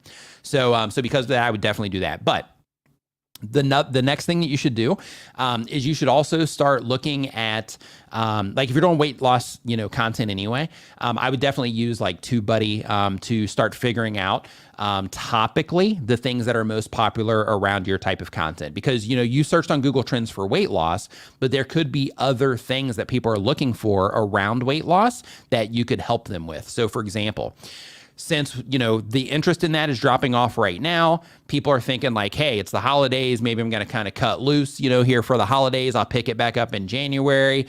But I do want to be a little bit mindful about, the stuff that I'm eating and things like that. You could make some content as long as it fits into, everything else that you're doing. You could make some content that is about, food that, that you can eat during the holidays, or how to keep track of your calories during the holidays so things don't spiral out of control, like those types of things, and make some videos about, how to maintain your weight during the holidays versus ballooning up, those types of things. Just making content that's appropriate for this season, so to speak, is definitely something to consider there as well. Coach Sherry, welcome to the stream today. Hope you're doing awesome. 86th Street Chef, hope that you're doing great. Let's see here. So next up on our list, we got Carla Gamer. Yeah, 86th Street Chef Project says the same thing. They say you can also make fitness content about staying in shape during the holidays and making better choices. Absolutely. So next up here, we got Carla Gamer. Carla Gamer. How many gamers do we have? If you're a gamer, just say me. If you're a gamer here, if you're gamers in the house, gamers represent. So if it's a gamer channel, the goal of the channel is to grow a community and make some money too. The question is, hello, Nick, with the new YouTube update that separates shorts from long form videos, in the user experience, I've tried to upload many shorts a day to attract new subs. However, the more shorts I upload, the less views these get. What do you think this is due to? This is what I was talking about before in terms of instead of trying to flood the platform, focus your attention instead of on volume, focus it on quality of the viewer experience. And when you do this, it will require you to publish less, but get better results. Okay. So if you can start kind of reframing how your approach in terms of like, okay, right now I'm just flooding it with as many shorts as I can possibly put up. If you can start kind of spinning that around into like, okay, so what I'm doing isn't working anymore. So therefore, I need to change something. The thing that I recommend that you change is instead of just flooding it, that you start focusing more on the quality of the content itself and creating an awesome experience for the people that are interacting with those shorts. Welcome to the Nimminati. Williams Lifestyle, welcome to the Nimminati. Make sure when you get a chance, make sure you go to nimminvip.com. That is our members only Facebook group. If you can do that before the stream is over today, then I can, then I'll let you in there as soon as the stream is complete today.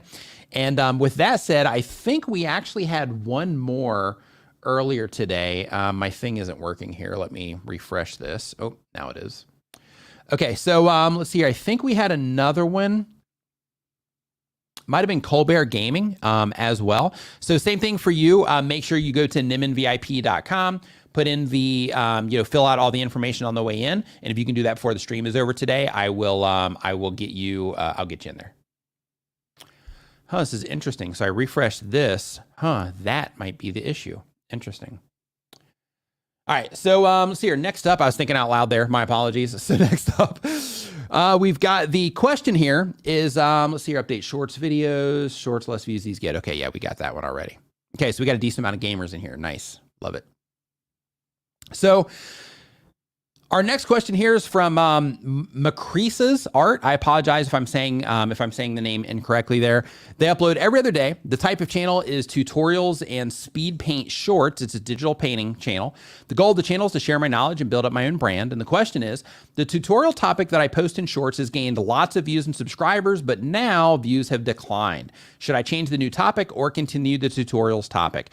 So just as a heads up, when you have something that's working, just keep in mind that, it may or may not always work. So because of that, it could just be that the way that you're, framing things, the way that you're packaging things up from the outside might just not be compelling at this moment in time. And that could be the thing that you work on, not necessarily changing the way that you're doing your content. It could also be that, when people do respond to the videos in terms of they click on them, they come in and watch the video, that YouTube is detecting it as not, like the best experience for them. And therefore, it's not pushing your content out to more people that are, or pulling your content to more people that are, like the people that, are enjoying your content. So because of that, you want to make sure that you are looking at the metrics on your videos and trying to understand why, why they're not getting, as many views now. So you can do this by using the compare tool inside of your YouTube analytics. And if you do that, it's going to start giving you a lot of insight in terms of, why some videos perform better and why some don't. So the thing that I want to recommend to you is first go in, get really familiar with your YouTube analytics if you're not already. Start comparing your videos against each other so you can get that better understanding. And also start making sure that you are, looking at the performance of the ones that are not doing well. But also consider if you're like, hey, these are actually, everything is kind of similar with these, but people, just aren't, digging these as much anymore, then in that case, that might be an opportunity to try a new format or introduce something new to your YouTube channel that's still in alignment with the people that are, already enjoying your content. Welcome, Soar Speed, to the stream today. Fly Girl, what's up? Hope you're doing great. Retro the Emperor, hope you're doing awesome. Anytime I see your channel name, Retro the Emperor, I think of Roberto Blake. Because he's the Sith Lord of YouTube. So anytime I see your channel name, Retro the Emperor, like by default, my brain's like, oh, Roberto. So next up, we've got, oh, by the way, just in case you guys don't know, Roberto actually has a book that he published, this I think about a month and a half ago now, but it's called Create Something Awesome. So just in case you guys don't know about Roberto's book and you're a fan of Roberto's, or if you're not a fan and you just want to learn more about like monetizing your channel and growing your channel, definitely make sure that you check this out. But I'm Fact Up is the next channel here. They do facts, shorts, and long form content. The goal of the channel is to make good content. And the question is, Hello, question is AI voice-based content ID eligible for monetization? Will I get in trouble in that phase? So when it comes to AI voice content, people are publishing, videos like that. There's tons of information out there about like cash cow channels and things like that, where they're actually teaching people how to do this kind of stuff. Keep in mind, you can put together high quality versions of that kind of stuff. But a lot of people that are doing it are putting together very low quality, where it's obviously, just a play to, try to tap into the whole cash cow thing. So if it's like high quality and it is actual value content and things like that, you'll be fine. However, if it's not, then you are going to, you are going to have some issues with that if it's not. Oh, nice. Roberto's in here. What's up, dude? Hope you're doing awesome. He says, if you say my name 3 times, I appear. Awesome. Yeah, nice to see you in here, dude. Hope that you are doing fantastic today. So next up, we've got Jared Gaming. Jared Gaming says he's like Beetlejuice. Like, I don't even know what just happened there. That was great. He's just like, poof, what's going on? So this one, they are also a gaming channel. The goal of the channel is to get their first 1,000 subscribers. And the question is, what should I do to get to 1,000 subscribers fast? Focus all of your efforts on your skill sets and in connecting with the people that are interacting with your content. Focus on those 2 things. And by skill sets, I mean learning how to make great thumbnails that are effective, not just pretty, but effective. Make great titles that are effective, not just, explaining what the video is, but compelling as well. Also make sure that the video content as well is also good content. You can see the details of all of this inside of your YouTube analytics. Speak to Existence says, "Hey Roberto Blake, I'm a huge fan." Yeah, make sure you get his book if you haven't already. But yeah, you got some love here in the chat, Roberto. So next up on the list here, we've got Aperture Movement. Aperture Movement says that they have an entertainment, traveling, and educational channel. The goal of the channel is to entertain people while at the same time giving advice. And the question is, in the beginning, this channel was a variety channel. I decided to rebrand my channel and its content and concentrate in 3 specific niches: traveling, entertainment, and education. Does creating playlists for each of these niches a good idea? So what I would start thinking about is, instead of creating playlists for different niches of content that you're publishing on your channel, I would actually start thinking about who it is that you're trying to reach with your channel. Because I'm not sure exactly what it is that you're doing with your channel in terms of the specifics of entertainment, travel, and education. But if you are publishing videos that are entertainment, like let's say that you're doing like comedy videos or pranks or, challenges, like that type of entertainment, and then you're tossing traveling in the mix, and then you're tossing educational stuff in there. Like let's say from, you're going from travel to educational in terms of like you're teaching people like why Mars is red and, things like that. Then what you're doing is you're actually creating content for very different types of viewers, and that can work against you. So what you want to make sure that you're thinking about is, when I'm publishing videos to my YouTube channel, I need to make sure that I'm trying to create a resource of content in terms of anybody interested in these things that I'm talking about. They can come to my channel and they can find a huge resource of videos that they can watch and enjoy. So start thinking more about the viewers that you're trying to reach, instead of trying to operate 3 completely different niches from the same YouTube channel. That's what I recommend, and I'm going to explain why. So when you're publishing videos to YouTube, Flash in your pan, what's up, man? Hope you're doing awesome. Fly Little Birds, welcome to the stream. So when you are publishing videos to YouTube, let's say that you have one of your entertainment videos just goes to the moon, right? Let's say that you publish that video and it just starts rocking right out of the gate, and that one video drives 50,000 subscribers to your YouTube channel, tons of views. Let's say, you get like 2 million views on that video, something like that. Then in that particular case, what's going to happen is YouTube is going to start suggesting some of your other content that they think that those highly engaged viewers are also going to enjoy. And when that happens, some of the travel content's going to be over there. Some of the educational content's going to be suggested, because they're going to detect that they're enjoying your content. So when that happens, those people aren't going to click on the traveling content or the educational content, or they're most likely not going to click on it, or at least not as a high rate as if everything on your channel was entertainment, or everything on your channel was travel, or everything on your channel was educational, or it was all based around a same audience, but broken down into that type of content. So if it was all for the same audience and you have educational content for travelers, and then you have travel content in terms of sharing your experience as a traveler, plus giving some tips along the way and things like that. And then on the entertainment side, it's just like fun things you do while you're traveling and, like little, maybe pranks or fun stuff that you do while you're traveling or challenges you do when you're traveling, that kind of thing. Then in that case, you're still going for, an audience that, is mostly similar, or at least they're all interested in travel at the very least. But when you start deviating from that, then if you do have something blow up in one of those three and you don't just double down and kind of going in that direction, then what can happen is you'll have these spikes and then you'll just drop again. And then you'll have a spike and then you'll drop and then a spike and you'll drop because you're not serving a particular audience on your channel.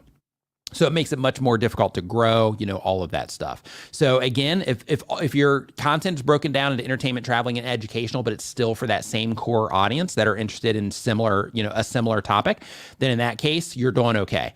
But if it's wildly different content, then in that case, I would definitely just kind of take all of that and just kind of let that marinate for a little bit and just start thinking of, the approach that you want to take. But when it comes to the creating a playlist for each of those, if it is going for the same audience, then absolutely. You want to, start breaking some of that stuff down and not just into those three categories. Within those categories, you also can probably break it down in a lot more ways. So I've mentioned this in a recent news update. So for those of you that are not familiar, I started a new series on my channel where I basically update everybody every Friday with news that's happening that impacts content creators. So a lot of that right now is YouTube updates because they're just like slamming us with updates right now. And it's awesome with all the new stuff that they're adding. So some of it's that, some of it, is things that I'll find on other blogs or websites or, something like that. That is, something that is, that will impact you in some way. So with that, the thing that I'm trying to say right here, because I'm kind of running out of juice on my thought, I lost it. Okay, the playlist. So in one of my my last two episodes of the news, one of the things that I made sure to highlight is that YouTube is putting more emphasis on playlists right now.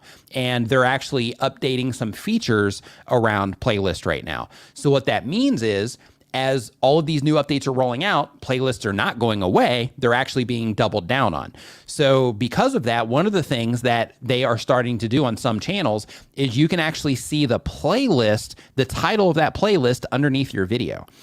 In addition to that, when it comes to creating a playlist, you can now, depending on if your, YouTube has been updated with this or not, because I know some, have this feature already, others do not, but you'll get it soon.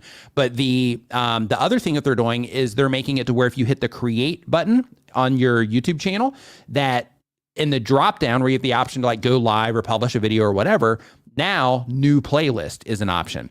So what they're doing is they're trying to push content creators into, playlists, or making it easier for content creators to make playlists. They even put playlists in the content tab inside of your YouTube analytics, which also is a little bit of a like, okay, now, we can see that they're looking at playlist as content. So because of that, it's really important that everybody here make sure that you are thinking about playlists into the future. And in situations like this that we have here with Aperture Movement, when they are like, hey, should I break this down into 3 different playlists? You should actually be making playlists on a regular basis that make sense for the content that you're putting out and the audience that you're interacting with. So what that means is, in this case, they had mentioned that they have like traveling, entertainment, and educational content.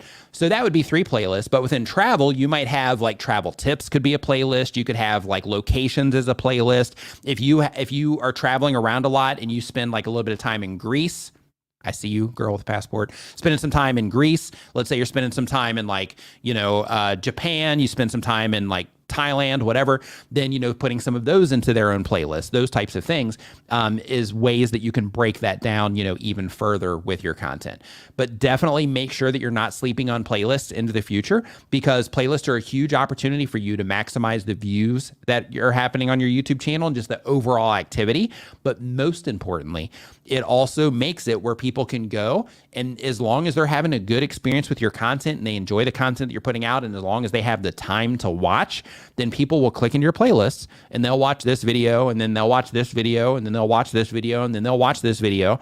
So then what you do is you take that one view because you weren't using playlists, so you just got that one view, and you turn that into multiple views across a bunch of users that are interacting with your YouTube channel, which amplifies everything that's happening on your YouTube channel. So into the future, just make sure that you're keeping that in mind. Next up on our list here, we've got Pet Connection International. And before we go into the Pet Connection International here, I just want to remind everybody, in case this is your first time in the stream, my brother D and I, we created a free music resource for content creators. It's called creatormix.com. It's 100% free for YouTube content creators. So if you're looking for music to use in your videos without having to worry about like copyright issues and stuff, definitely check out creatormix.com. You can also stream us from Spotify, Apple Music, Amazon Music, all the major streaming platforms. You can find us over there as well. We've got tons of lo-fi content. We've got synthwave content. We've got some like stomp metal, I think it's called, where, it's just more like, heavier, type of stuff. We got all kinds of, different music and a lot more on the way. So definitely make sure that you check out Creator Mix if you haven't, already, if you haven't already used it. So next up, we've got Pet Connection International. Pet Connection International says that they do pet care advice. The goal of the channel is to improve the lives of pets around the world by sharing evidence-based pet care information. You hear that, Popcorn? You hear that? They're hooking you up, buddy. Says the question is, I'm making gerbil Christmas cards for my store. That's awesome, by the way. And I'm wanting to make a video about the process and show behind the scenes, including the video photo shoots. But as I screenshot the videos to get the photos, gerbils are speedy. I'm worried that by posting the video, there may be some people who would take the images from my sets and use it to either sell their own products or make gerbil merch scams. There are loads of those scams in the online group. Should I add a watermark to the important footage, or would this impact the viewer experience too much? So when it comes to adding watermarks to your videos, as long as it's subtle, like down in a corner somewhere, it's fine. However, keep in mind, like, now with like all the different tech, like you can sample a lot of that stuff out, or you can just cover it up with other watermarks. So if somebody wants to steal it, they're going to steal it. You can also zoom past, those watermarks, even if you're tricky and you're putting them in different corners and stuff like that. Like, people can zoom in, past those to focus on the actual, content itself. So when it comes to watermarks, like you can use them, and that's just that one little layer of protection. But it's so easy to get around those types of things that you just have to kind of balance out. Like, is it worth the effort to do it? But when it comes to other people taking them, that's definitely a possibility if you're putting out something unique like that.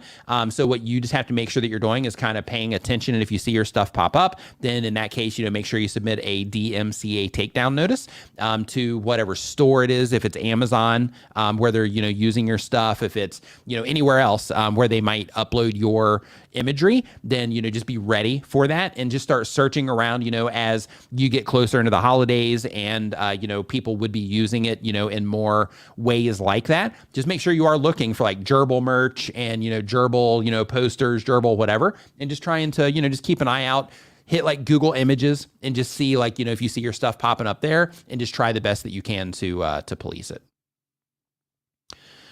Let's see here. Next up on the list, we've got Droning Western Australia. Says they have a droning channel, and the goal of the channel is to share the views around Western Australia.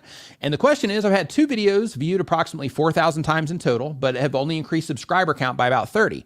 How can I increase subs in proportion to views? Asking is a big way to do that.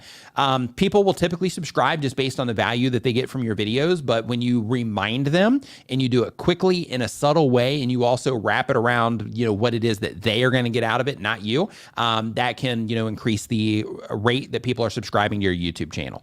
So the idea when it comes to asking people to subscribe is you don't want to just say like, oh, hey, if you're new here, subscribe. You want to tell them why.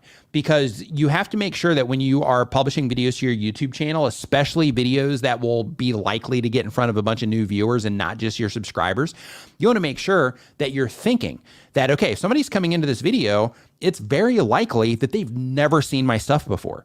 So therefore, I'm going to just drop in a little nudge from time to time to help people remember that they do have that option to subscribe to the YouTube channel. And the way that you want to do it is you want to either one, say subscribe for fill in the blank there, or you want to put the thing in front of, put the value they're going to get and then ask them to subscribe. So what this would look like is the first version is what, first off, just so you know, when you say subscribe, a lot of people just tune out right when you say that because they know you're a YouTuber. They experience it with every video. But you can say, hey, subscribe. Let's see here. What are you doing again? You're doing drones. So you can be like, hey, subscribe if you love drone content because I put out content like this all the time.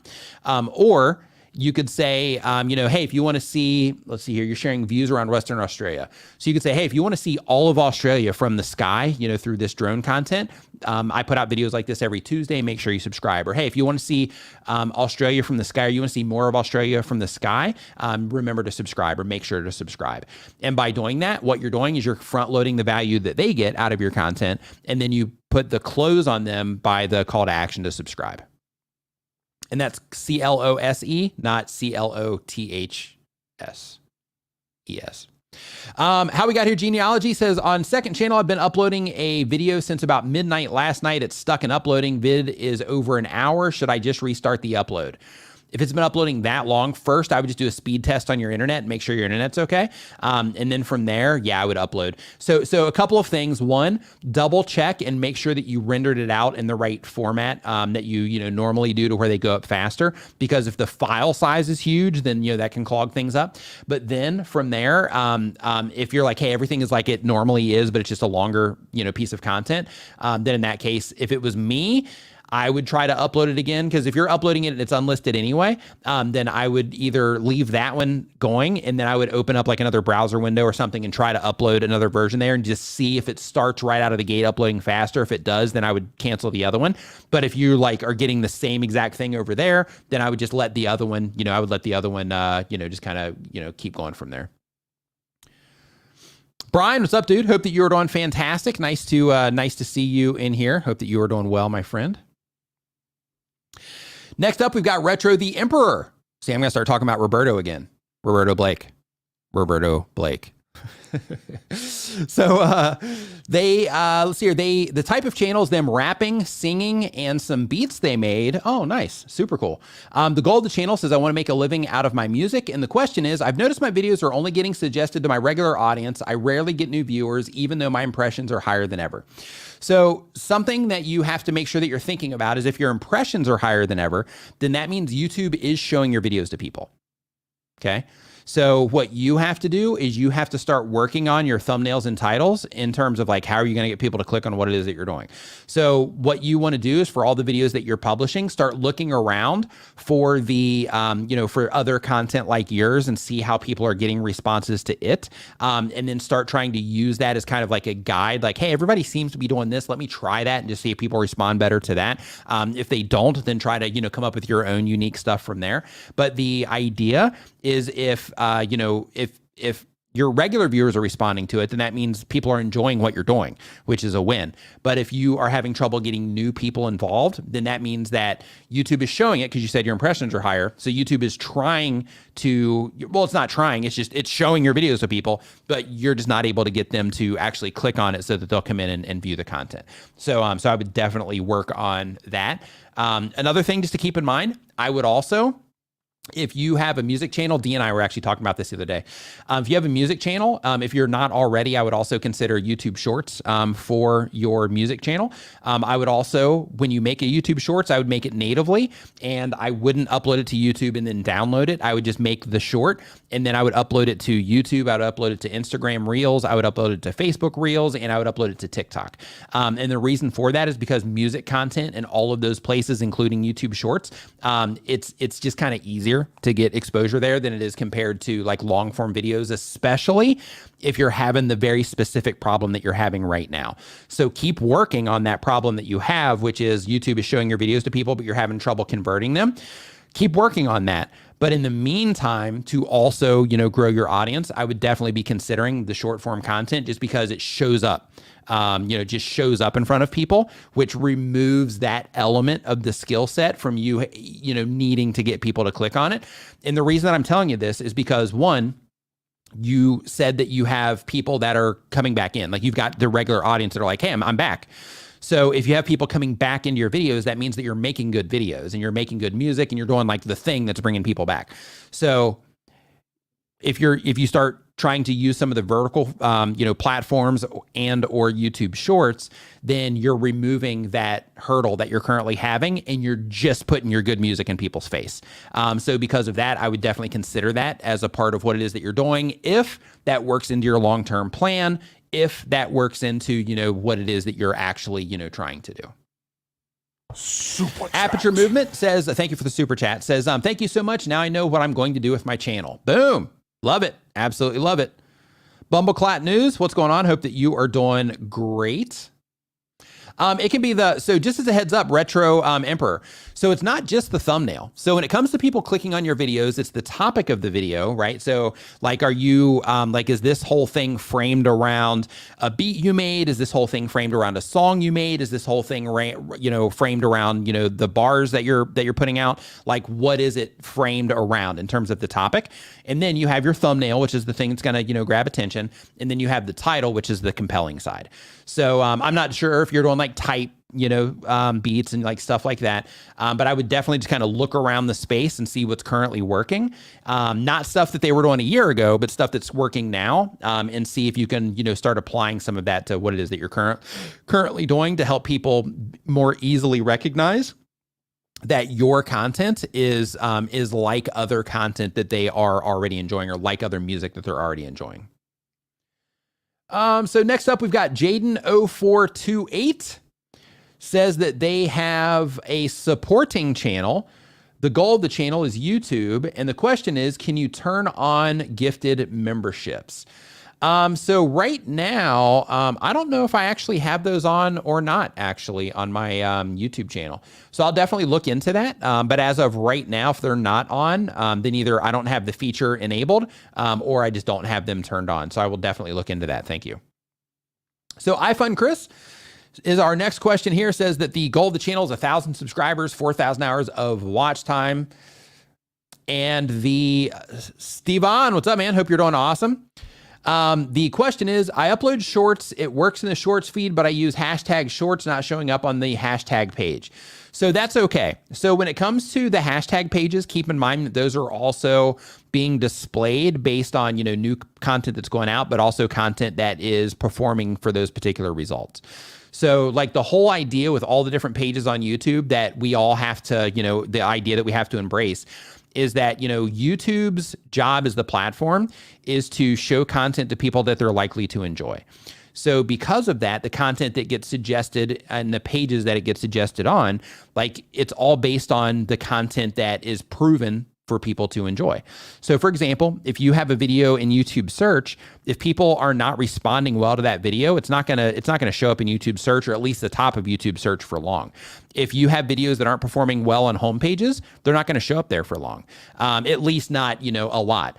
If they are not performing well in suggested videos, they're not gonna show up long there either, in terms of the impressions that you're getting. So everything will slow down for you. They'll still, show them from time to time and all that, but everything will slow down dramatically if people aren't responding well to what it is that you're doing. So we always have to keep that in mind. So next up on our list here, we've got Slot Sista. Hope you're doing awesome. Says they do gaming content, and they say, or so I believe. And the goal of the channel is to gain followers and engagement to bring positivity to households. That's awesome. And the question is, for a casino gaming channel, what's the best category for the channel? Gaming, gambling, vlogging, entertainment, which leads to the question of best keywords for the channel based on suggested category.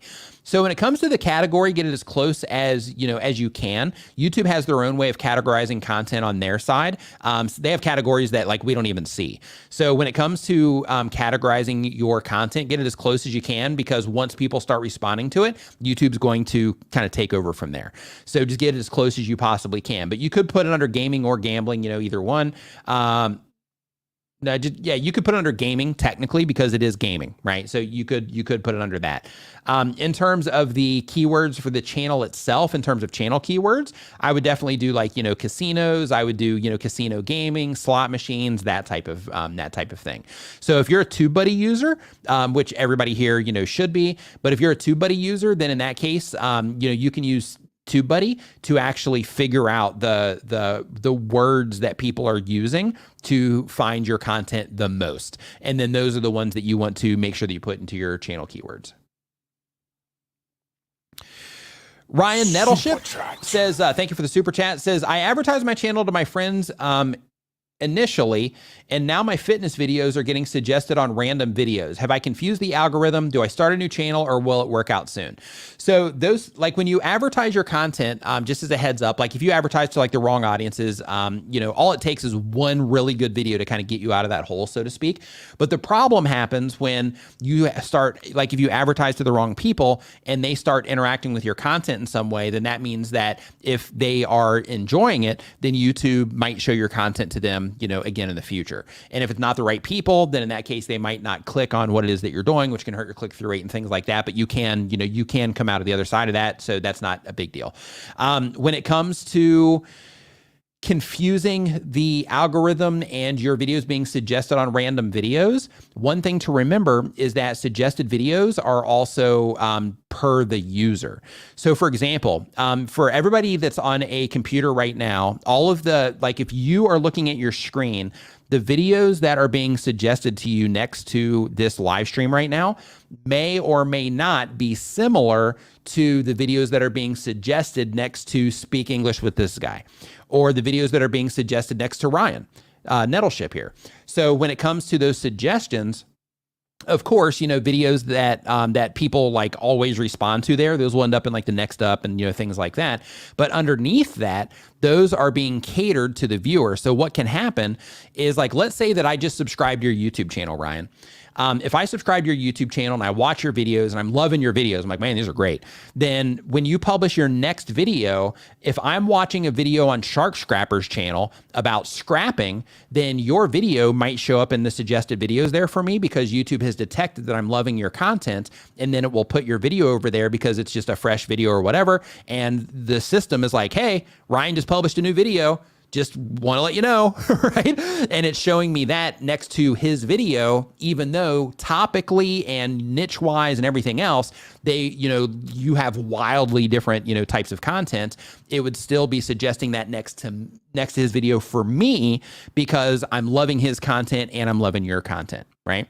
So because of that, when it comes to getting, you know, like random suggestions from other channels, that's a very normal thing. So like, for example, you know, when you start getting a lot of views in your videos, if you're not already, you'll see weird things also. You'll be like, wow, I'm getting like views from like, you know, suggested videos from like Casey Neistat's videos. Holy crap. But like what that really means is just some of your viewers are watching, you know, his videos, or you might have, you know, a little bit of time based on the topics of your videos or whatever, to where your video might be, you know, getting connected to his.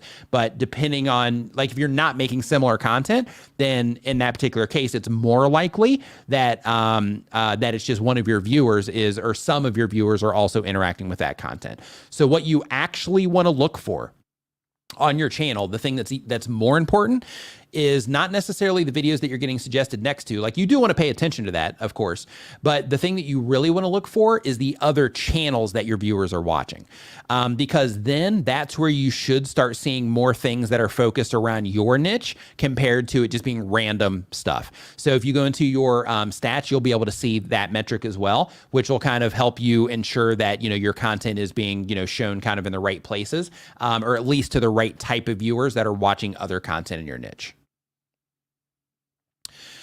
Speaking English, this guy says, I'm hammering that heart emoji. Yeah, if you're watching this on a mobile device, by the way, we do have those live interactions enabled. So definitely make sure that you are smashing that heart emoji. You know, get that button pressed in there. The heart emoji, any emoji you can press in there. Go ahead and smash it. If you're enjoying the stream. If you're not enjoying it, then in that case, you know, kind of hold back. But if you're enjoying the stream so far, make sure you hit that, hit the like button, hit all the stuff. You're YouTubers, you know all the stuff. So the next channel that we have here, really quick, I got to take a sip of water. If you're enjoying the show, remember to give it a thumbs up and share it with a friend right now. So next up, we have Life Chats with Diane. Life Chats with Diane says they do life and mental health content. The goal of the channel is to help get mental health more mainstream. And the question is, what do you think about podcasts over just regular video content? Would it make sense to convert to podcasts, not getting views on regular content? So when it comes to getting people to interact with your content, if it's a podcast, that doesn't necessarily mean people are going to start interacting with it, right? So if you can't get people to click on video content on YouTube, then it might be a challenge to get people to click on audio content where you just put like an image up or, just kind of like an audiogram or whatever. It might be, more challenging for that to happen. I mean, definitely experiment, with it if you want to go in that direction. But keep in mind, when it comes to your videos not getting views, it might not necessarily be that you need to switch the content that you're doing versus you need to learn how to get people to respond to what it is that you're doing in a better way, which means that you might need to spend more time working on the skill sets of making thumbnails, making titles, like learning, like watching videos and reading websites about like copywriting, for example. That will give you tons of insights into, how to write better titles. Watching videos and reading articles literally about how to write better titles can also help you. In addition to that, watching videos and reading, websites about design and about, the concepts of photography, like for example, the rule of thirds, just little details like that can really get you a really long way. But you need to develop those skill sets if you want to get a good response from your videos. Same exact thing goes with putting the content together. So when it comes to putting the content together, you have to be able to create a good experience for your viewers in order for YouTube to continue recommending your content. Because if let's say that you have two people, right? You have two different channels. On those channels, you have channel A that publishes a video and they've worked on the skills of, making good thumbnails, making good titles. They've learned through trial and error of just publishing video after video after video and paying attention to it, looking in their analytics, seeing the things people responded to and didn't. They're going through the process of developing their skill sets. And over time, this channel is going to start thriving because they're focusing on the process and they're focusing on learning how to create something that people respond to. And then you have channel B that just publishes videos. Those videos don't get traction right away. And because of that, instead of working on the core thing, which is creating that satisfactory experience for the viewers from the moment they see it on a homepage or a search result or a suggested video or whatever, from the moment they see it there, from them clicking on it, all the way through watching your video all the way to the end and possibly even clicking on another video in your end screen and watching more, if you don't focus on that process and instead you're like hopping from like, hey, I'm just going to start making videos about something else, or I'm going to start changing my format or something like that, but you haven't worked on those core skills, then this channel right here, it's just going to be in a perpetual state of like just change and like just always just changing the content type and all of that, but they're not working on the thing that actually matters, which is the skill sets that will help them better get people to respond to what it is that they're doing, right? Where this channel that's focusing on the skill sets, they're going to end up thriving because they're learning how to do all the things that get people to respond, which is going to help them create a better experience for the viewers of YouTube, which will handsomely reward them for doing so, which YouTube will handsomely reward them for doing so. But this one here, that's always in a state of change. It's always confusing the system in terms of like, what is this even, like about, like what's even going on here? Who should we even be showing this to? Like, this channel over here is going to have a much more difficult time because they're focusing on the wrong things compared to this channel over here.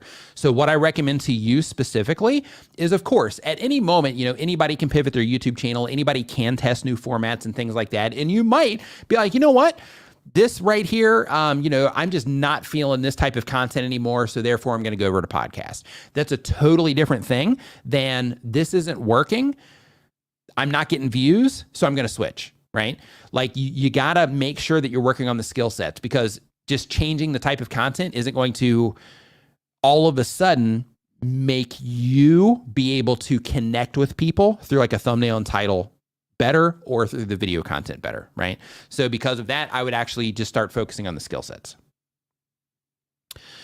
Next up, so Ryan says, do you do any channel reviews? So I do, but we actually do those on a different stream. And the way that we do channel reviews now here currently is on that particular stream, it's all about monetization. However, after this live stream, my brother, D, who's in the chat, or he was, and Daniel Batal, they're actually doing a channel review live stream on the StreamYard channel. So once this stream is complete, this stream is actually going to redirect right over to their stream. stream where they're doing channel reviews. And the way they do it's really cool. So they have this like giveaway spinner, and then it just randomly picks people, and then they focus on a very specific thing on your channel, and then they move on based on, how well you have that thing set up.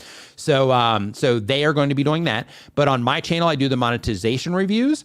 However, on this live stream, I'm still working out the structure of exactly how I'm going to do it, but I am going to start doing reviews during this stream as well. Not this stream, but during Nimmin Live. But we're just going to do like maybe a channel an hour or something like that. Like, hey, we're going to do a channel an hour. We're going to spend maybe like 3 minutes max on the channel, and then we're going to move on. So it's going to be like, hey, how much advice can I give in 3 minutes type of thing? And we're going to focus on that. But structurally, like I'm going to be doing Q&A, going to be looking at, like a handful of channels over the stream, like that sort of thing. So that opportunity will be here. It's just not here at the moment. So Michelle Maloney says, how does the live stream work towards watch time? As long as you leave it public on your YouTube channel, which means like as long as you don't unlist it or you don't private your live stream, then anybody that participates in that live stream while it's live and on the replay, anybody that comes in and watches it on the replay, then you do get watch time credit for live streams. Retro RPM says that they have been on YouTube for less than a month. Welcome to YouTube. Welcome to the creator side. Welcome to creator life, right? It's a whole lifestyle. So the question, or the type of channel is automotive history, Formula One specifically. The goal of the channel says, tell the interesting historical stories of Formula One. The question is, if you're enjoying the show, remember to give it a thumbs up and share it with a friend right now. The question is, I'm working on creating videos on the stories of Formula One, such as the career of Michael Schumacher. While I'd think using photos/videos would fall under fair use, fair dealing. Do you have any suggestions in that regard? Says, don't go full frame with video, etc. I see similar channels doing it, but I have no clue if they're living on rented ground. So here's the thing when it comes to this sort of thing. Absolutely, there is, fair use that you're talking about. You do have that. So what I recommend that you do is you actually consult an attorney that would be able to say, yes, I would be able to defend this as fair use, because fair use itself is actually it's more of like a defense. It's not, an actual like law itself. So because of that, I would definitely make sure that you do contact an attorney, but I will give you some information.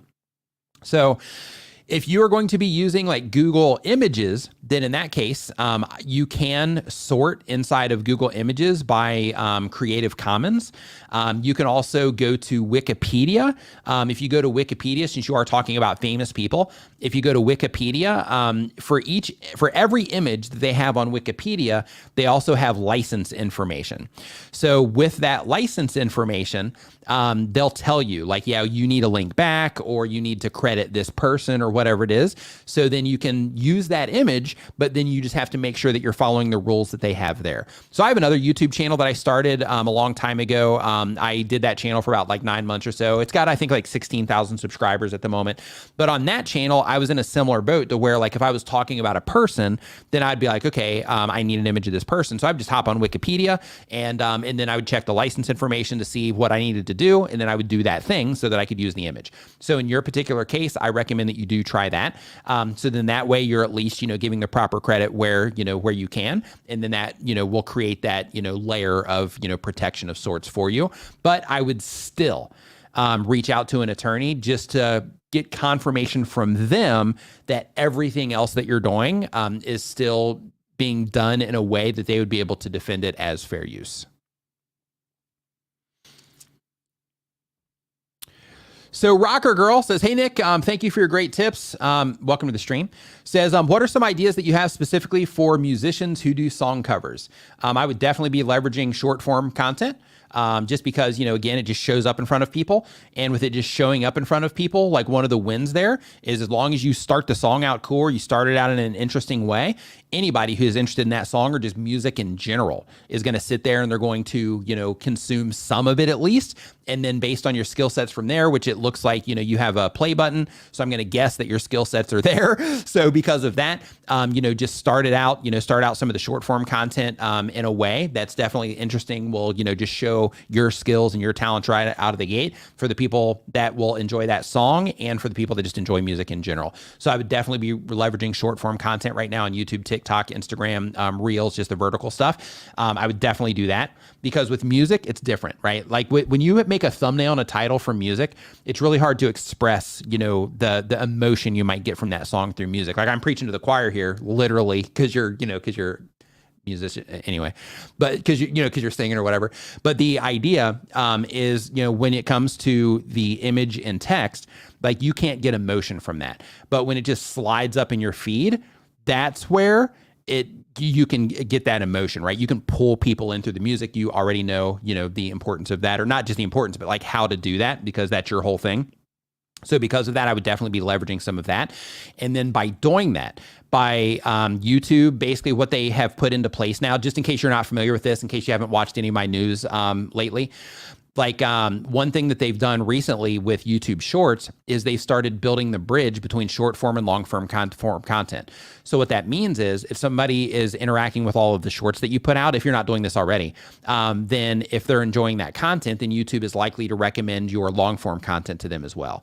So what I would start doing is I would start making sure that, okay, the people that are enjoying these shorts, is there anything that I can do to where I can kind of stand out in a way in terms of me, so that if they see me in a thumbnail later, they're going to recognize that it's me, and then they might be more likely to click on my videos when they show up on their homepage for doing like another cover that they may or may not be interested in based on them recognizing me. So I would definitely consider, that as well, but I would definitely be trying to leverage the short form content right now. Let's see here. If you're not already, because you might be doing that already. My brother, I saw his message right here. He says that he just subscribed to your channel right now. He said you have an awesome channel. Let's see here. So next up on the list is Knotting Hook Crochet. Knotting Hook Crochet says they do crochet content. Oh, hey, one more thing. And I'm assuming you're already doing this as well, Rocker Girl. But also, since you are doing covers, I would definitely hop on Google Trends for like any cover that you decide to do. As long, like if you're doing it from a strategic standpoint, plus the, like, I would love to make this song standpoint, and not just the, I would love to make this song standpoint, then in that case, I would also make sure that you are doing, that you're hopping on Google Trends, and you're also looking to see if songs are on the rise or if they're on the decline, so that you can make sure that you're catching everything on the way up versus catching it on the way down as well. So I would make, if you don't already do this, I would make sure that you also have Google Trends as part of your toolkit when you are examining or researching what songs you are deciding that you're going to cover. So next up, we got Knotting Hook Crochet, and they have a crochet channel. The goal of the channel is to share their hobby of crochet. The question is, I'm trying to get remonetized. I stopped uploading videos years ago because of horrible internet. I would take 24 hours to upload a 15-minute video. Holy moly, that's a long time. Says, now that I have better internet, I decided to restart my channel. My question is, every day YouTube takes 2 to 3 hours away from me in the morning, then around 11 p.m. they add in hours. Why? Okay, so what's happening is when it comes to your, let's see here. When it comes to your watch time. So one thing everyone here is going to see is they are going to see, when it comes to their watch time, they're going to see it fluctuating in terms of watch time dropping off and new watch time coming in. The reason for that is because the watch time rolls when it comes to the requirements for monetization like this. So what that means is the content that you published 366 days ago, that does not count anymore for your watch time for that 365-day period. But the content that you published today does. And the content that you published 365 days ago does, but tomorrow it's going to fall off. So because of that, what's happening is you're getting credited for the watch time for the people that are watching your content now within that period, or the stuff that you've accumulated, today. And then you're losing the watch time from the content that you had out there previously or a year ago. Good question. Next up, we've got part-time permies. Part-time permies says that they do applying permaculture to our food sources, raising chickens, gardening, foraging, and cooking. Super cool. The goal of the channel is to teach people how to raise, forage, and cook their own food sustainably. The question is, I have a few different topic buckets and have traditionally used the same color scheme throughout all of my videos. I thought that it would be recognizable for my channel in general. Would it be better to have a different color scheme per topic to make it easier for my viewers to distinguish the topic quickly? No. What I recommend is that you always prioritize performance over branding when it comes to colors and things like that. So it's really important, like when you have something that you can do stylistically to help people realize that the content is yours for your regular viewers, or if you can add like a little icon somewhere, or if you're in the image or something like that, those types of things help people recognize that it's you. For the people that already enjoy your content, will click on most of your stuff.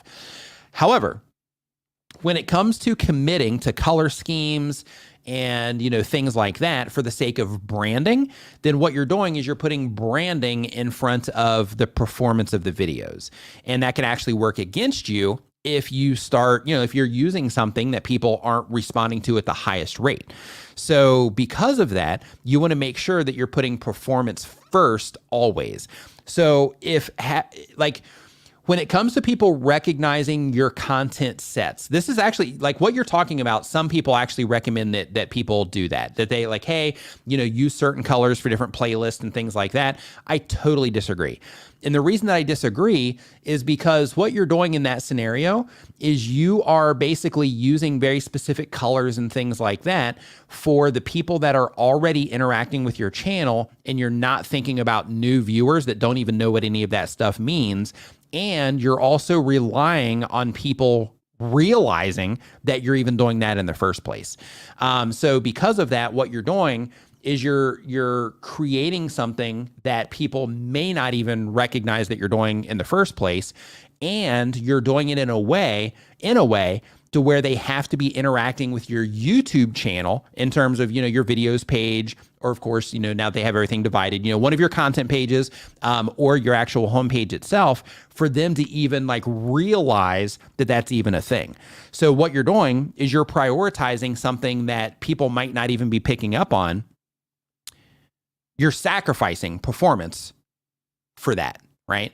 So because of that, I would focus everything on like, hey, what do I need to do to get people to click on this stuff? Like I would focus on that way more than like colors and things like that. Now, one thing that you could do if you wanted to do that is if you're like, hey, this is really important to me, the way that people are interacting with my content, I think this would be really helpful based on how people are just finding my stuff and so on. If you just put like a little tiny stripe down the side, or like a little icon in the corner, or something like that, that might be enough. But I would not like cater everything to people just being able to identify different content sets on your YouTube channel. It's what playlists are for. So instead of doing that, I recommend that you actually build sections out on your channel page of the specific, content that you're doing that way. So you're already doing it with playlists anyway. So take those playlists, add them as sections to your channel page. And then as long as they're in that playlist, people are going to know that it's that type of content, regardless of the colors that you're using or the imagery that you're using in the thumbnails. If they go to your playlist page and you have everything broken down in a playlist that way, the same exact thing applies to where they're going to see, hey, this is the topic or the, playlist based around the topic that I care about, and all the videos in that playlist are in there. And then what you can do from there, once you start organizing things in that way, is you can start spreading the word. So you start spreading the word through, if they're watching a video on raising chickens, right? Just one aspect of raising chickens, then at the end of that video, you would make sure that you're handing them off in terms of, hey, watch this playlist next. If you want to learn more about, so you're watching this video because, you're trying to learn more about taking care of your chickens, raising your chickens and all of that. I actually made an entire playlist that's going to demystify this entire process for you. You can click into that right here, right? And then that way, through spreading that awareness, driving people into the playlists, then you're making it easy for the new viewers and your regular viewers to find the content that matters most to them without even having to worry about color coding things. Okay. So I would just use the features that YouTube already has in place to do that and focus your thumbnails in terms of like, you know, all the colors and everything. Focus that on like trying to make it as effective as you possibly can in terms of people clicking on them at a higher rate. Next on our list. If you're enjoying the show, remember to give it a thumbs up and share it with a friend right now. Okay, next up we've got Mountia. Histories Sinistries, I think is how you say that. The type of channel is telling scary stories and classic narrations. The goal of the channel is to entertain an audience and share my written stories. The question is, my channel is about narration of royalty-free novels. YouTube has already refused to monetize it, reused content. I started to add my own short stories with montage. Can I get monetized? You're just gonna have to like resubmit. So basically the whole thing when it comes to monetization is they want unique content.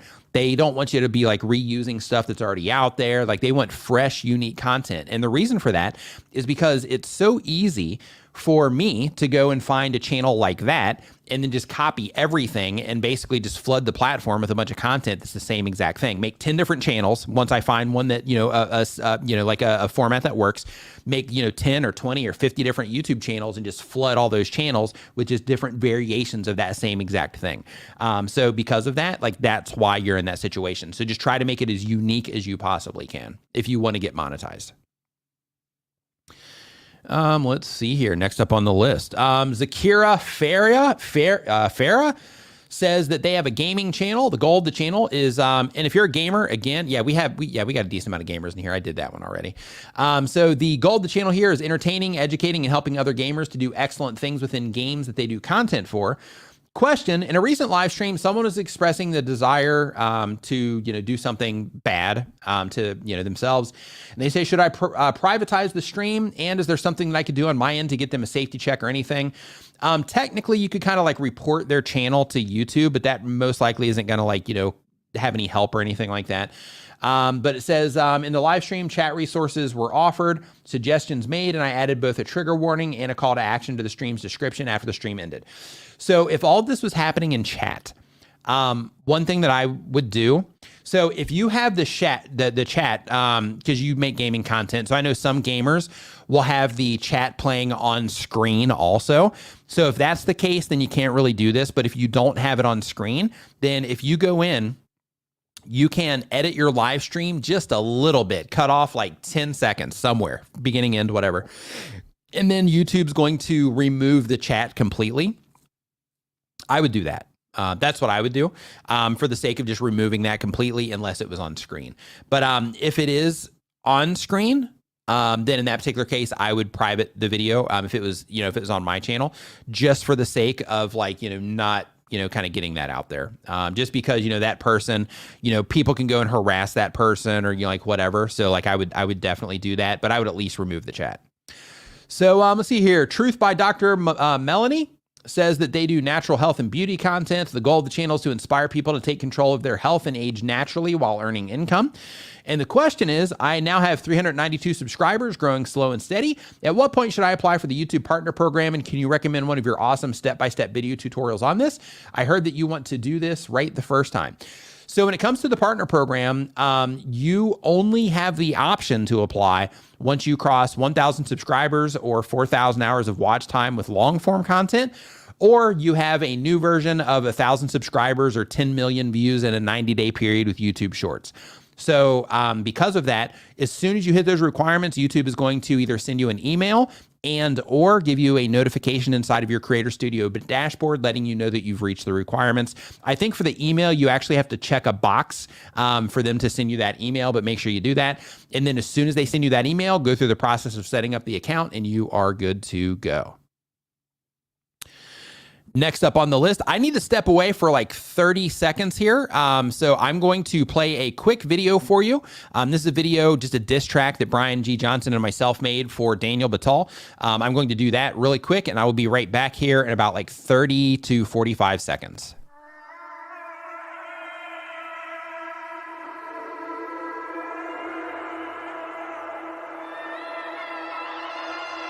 Check, 1, 2.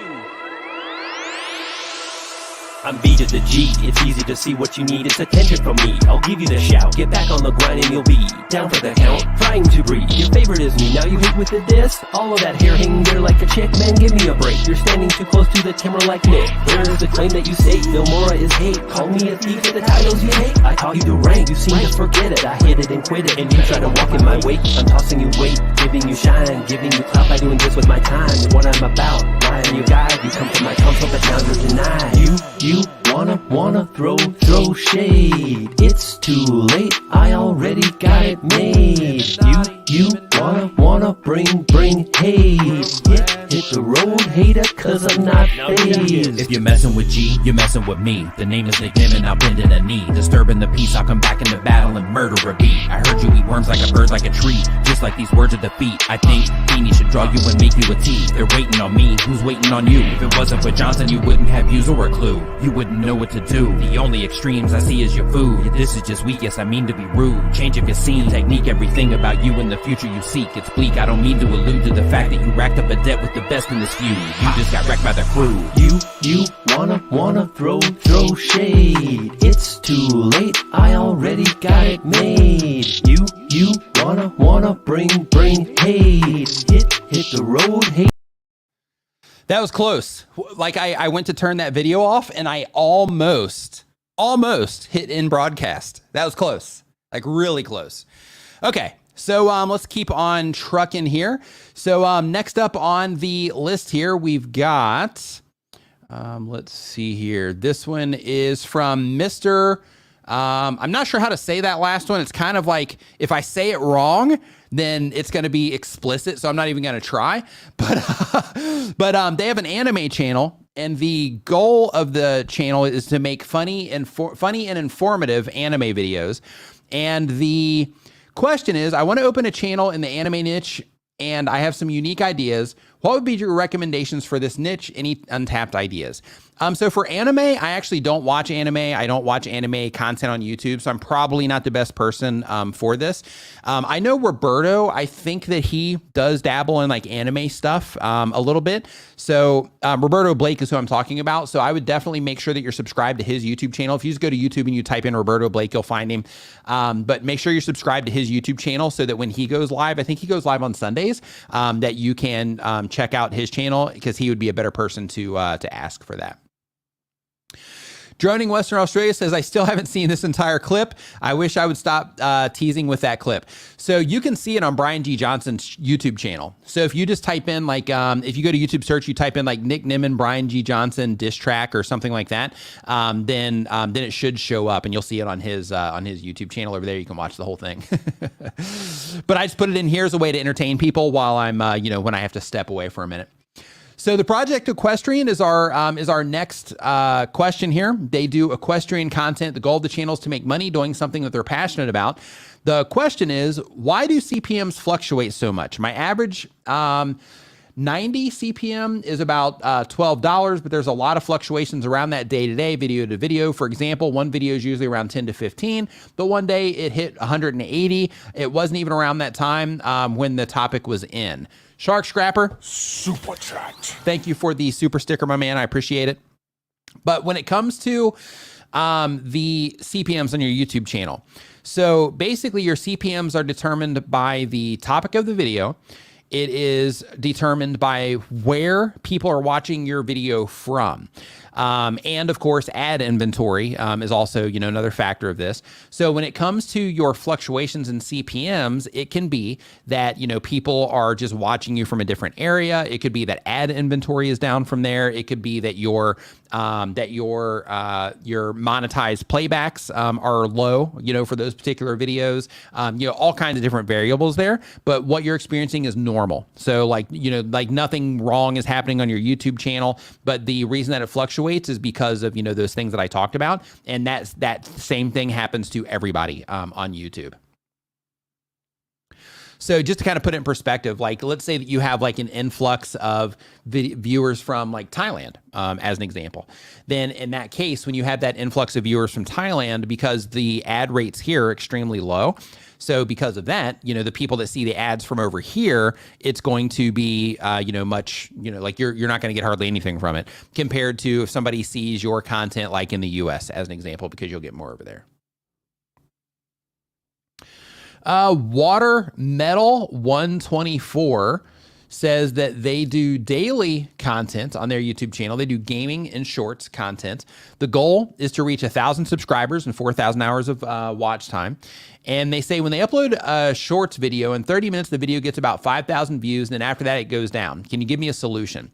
So what's happening is YouTube is putting it in the shelf. People are responding to it there in the shelf. And then as the response gets lower compared to the other videos that are in the shelf, then it will lose priority there. So basically during that testing period, when they're like seeing how people respond to it, that's where you're getting that 5,000 views from. And then it kind of goes down once people don't respond to it as much.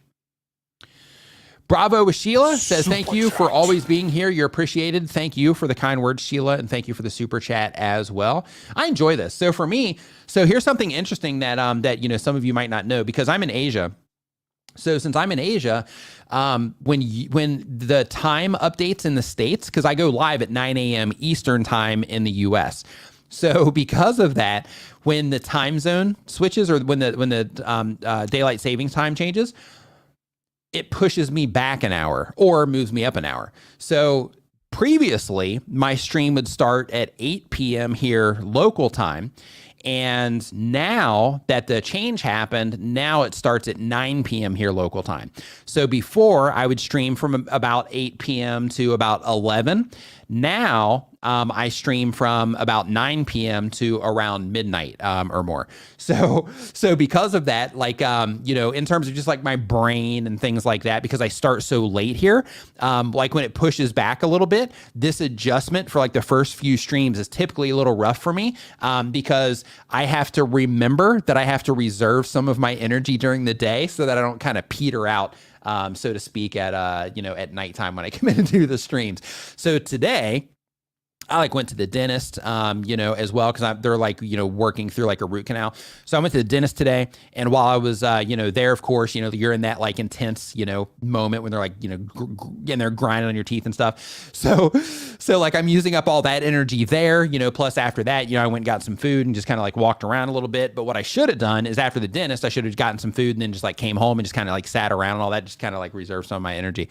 But in terms of the, the time zone thing, that can definitely be a thing. But with all of that said, I enjoy showing up here. I enjoy answering these questions. I enjoy this so much because, I don't know if you're here earlier, Sheila, but, I've had a couple people, come in the stream. One of them, just crossed 200,000 subscribers. Somebody else, they started watching my content at 100. Now they have like 47,000, like those types of things.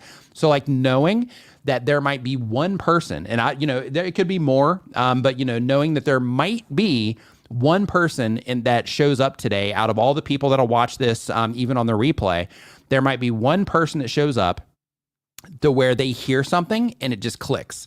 And then that they can, kind of take off from there, so to speak. So, for me, that is one of my big motivations for doing this. I enjoy it and just, answering questions, helping people, solve all these problems. But, one of the, real key things for me is that hopefully through my time that I spend, sitting here, that, at least one person, that something will click and they'll, start applying one of the things that I mentioned or all the things that I mentioned or whatever. And then, and then that'll be the path for them. So, so that's, kind of my drive and where my motivation comes from. So Watermelon or Water Metal, I answered yours already, I believe. So we'll move to the next one. Let me go down the question to make sure. Okay, yeah, we did that one already. But next up on the list here, we've got Believe in the Magic. Believe in the Magic says that they have been on YouTube for 1 year or more. They do vlogging content. The goal of the channel is to start making some money for school. And the question is, should I change my channel name to something else? There's a lot of people who have the same name or similar name to mine, plus the handle I chose. My channel name is already taken by more than a likely dormant account. My handle also got separated by YouTube in the search sometimes. Thank you for your answer. So when it comes to your YouTube handle, if somebody else already has it and it's on a dormant channel, one of the recommendations was to contact YouTube chat support and let them know that it's on a dormant channel and see if you can get it from them. Because supposedly they are kind of releasing some of those if they're on channels that people just aren't using anymore. So, so if you do have one that isn't, you know, like if you're like, hey, this is the name, but like, you know, it's taken on a channel that hasn't uploaded since like, you know, 2014, then in that case, you know, you definitely want to hit them up and see if you can get that. But if you can't, then I would definitely try to come up with a more unique name, so that it'll help you stand out more. Because, you know, the last thing you want is somebody going to look for you because, you know, like let's say that I'm having coffee with D and I'm like, you know, hey, you got to check out Beyond the Magic. And then he goes and he's like, oh, sweet. You know, I want to check this out. He goes, pops on his phone when he's like, you know, doing something else. And he's like, what's that channel? Okay, yeah, Beyond the Magic. Let me check that out. And then there's like 100 different channels. Then he wouldn't know which one I was, you know, referencing. So when you can come up with something unique, that's definitely a much better path because it just helps you stand out. So when people are looking for you and it's something unique, then you're the only one or one of the very few options compared to, you know, a very common channel name. So Rory the Toy Poodle says that they do entertainment and relaxation from posting videos and shorts on my toy poodle and planning to add informative videos with voiceovers about dogs. That's the type of channel. And the goal of the channel is entertainment and enjoyment and hopefully to someday provide household income. And the question is recommended software purchase/free to record voiceovers for my video. So if you're recording voiceovers for your video, the solutions that you have are most phones have a built-in recorder to them. So if you have a phone, you can record directly into that. It won't cost you anything. Then you have apps where you can kind of process that audio or kind of boost it up a little bit, make it sound more full, things like that. The next thing would be if you're looking for a free solution, you have Audacity, which is a free software solution if you are using a computer. With that one, you can do all kinds of cool stuff in there. Remove background noise, like really pump up your, you know, voice, you know, those types of things. Add equalizer to your voice to kind of, you know, raise or lower, you know, different, you know, frequencies of your voice to make yourself sound more pleasant or whatever. You can also use on the paid side, you have Adobe Audition. That is a monthly subscription. So you got to be really committed if you're going to be using that. But that also has a bunch of those tools in it. It's a much easier to use and a lot more intuitive than Adobe Audition. And then you also have, what is the Audiate, which is a TechSmith solution. So with Audiate, the cool thing with that one is as you are doing the voiceover, it's also recording all of the words that you say. So you'll actually see it being typed out in front of you as you're talking if you're on a computer. So basically you'll be saying it and then you'll see the words just like appearing on your screen as you're saying it. And then since you're doing the voiceover, if you're like, that part right there, I actually said an extra word or whatever, you can highlight that word and delete it. And then it'll delete it from the audio file too, which is pretty cool. And then you render that out. And then, you know, and then you're good to go with that one as well. So Audiate costs money. Adobe Audition costs money. The one Doug is suggesting here, Descript, that also costs money. I think they have like a free trial or whatever, but it costs money. Audacity is free. And of course your phone is free as well, in terms of doing the voiceovers there. And also, you know, you might have something on your computer, depending on what it is that you use. You might already have some type of like, you know, video editing software built into your computer, or even a recorder built into your computer. But the win with using some of the things that I was talking about before in the audio processing side is, you know, you can kind of level out your audio so that everything is pretty consistent across instead of like one part being louder, one part being quieter, especially like, let's say you're doing voiceovers and you're moving around a lot. And you can hear my Rodecaster is going to compensate for it a little bit. But let's say that I'm really animated and I'm moving around a little bit. You can hear, you should be able to hear, hopefully, especially if you're using headphones, like as I'm sitting here and I'm kind of going back and forth like this, maybe as I'm getting further away on this side, if I'm, you know, animated, moving around, not talking directly into the mic, then, you know, I might get like dips in the volume and little peaks in the volume because I'm moving around, being animated while I'm, you know, doing the voiceover. So when you're using some of that audio software that lets you process it, then what happens is that lets you be able to kind of even things out. So it'll bring up those low parts and kind of match them a little bit so that everything just sounds a lot more consistent. And if you have a Mac, and this one's coming from my brother D, says if you have a Mac and you have Logic, then of course it does everything. So you can do all that with built-in plugins and, all of that as well. And Doug mentioned even QuickTime on a Mac allows you to do a lot of that also.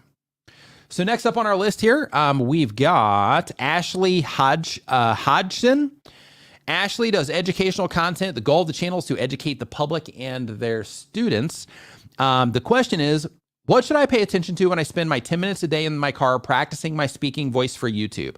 Are there verbal exercises you use for deliberate practice? So what I do in that particular case is I would just speak out loud at the volume that you're going to be communicating in your YouTube videos. So you mentioned that you practice 10 minutes a day practicing, your speaking voice. So first, just focus on clarity in terms of your, pronunciation of the words. In addition to that, make sure that you are just focused on speaking a little bit louder, because it's easy to just kind of, talk in your normal voice. But when you do that on camera, it kind of brings the energy down just a little bit, which might be okay. That might be the vibe you're going for. If it is, then, disregard this particular part. But since it does kind of pull that energy down a little bit, if you are somebody that's wanting to project that energy, then in that case, I would definitely start practicing speaking at a higher volume and actually projecting your voice a little bit, and not even necessarily higher, but more out, so to speak, if that makes any sense. So when it comes to, like how you're using your voice when you're, putting your content together, another thing that I would also think about is when you're recording your videos, if you either do it in one big long clip, but you do it in small parts, or if you record your videos in clips, also practice developing the skill of knowing or remembering how you're ending one sentence or phrase and starting the next one. And when you start working on that, that will also help you know that, like, okay, I'm saying this thing and I kind of end this high. So I'm either going to match it high and bring it down, or I'm going to kind of shake it up a little bit and start low and then start building that one up high again for the next clip. And when you start using your voice in that way also, when you're editing things together, it can also make the whole thing feel a little bit more, dynamic as well.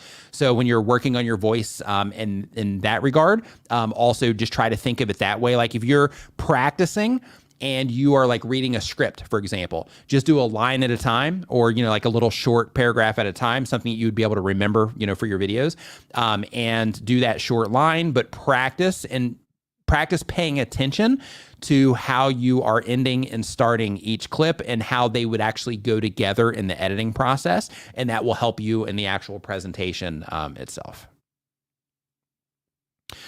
Let's see here. Next up, we've got Carol, the girl miniature mukbang. Oh, another thing too. Also, actually really quick, hold on. No Brainer Languages. They're a language person, so they might actually have some good insights here. They say, if you need to edit your audio to remove noise, speaking at the top enough to remain natural is necessary. Removing noise from low volume voice may also remove natural crispness. Yeah. So in terms of volume. Another thing also is when you are working on your voice, another thing to think about is where you're actually speaking from, right?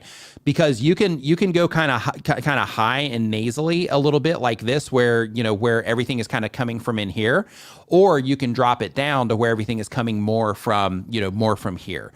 So also practice on that and where where your tones are coming from, so to speak. So Carol the Girl Miniature Mukbang says that they have a miniature real cooking channel, and they are a retired chef and teacher. Yeah, this extra hour thing here with this time zone, like you can hear me fumbling now, like all over the place.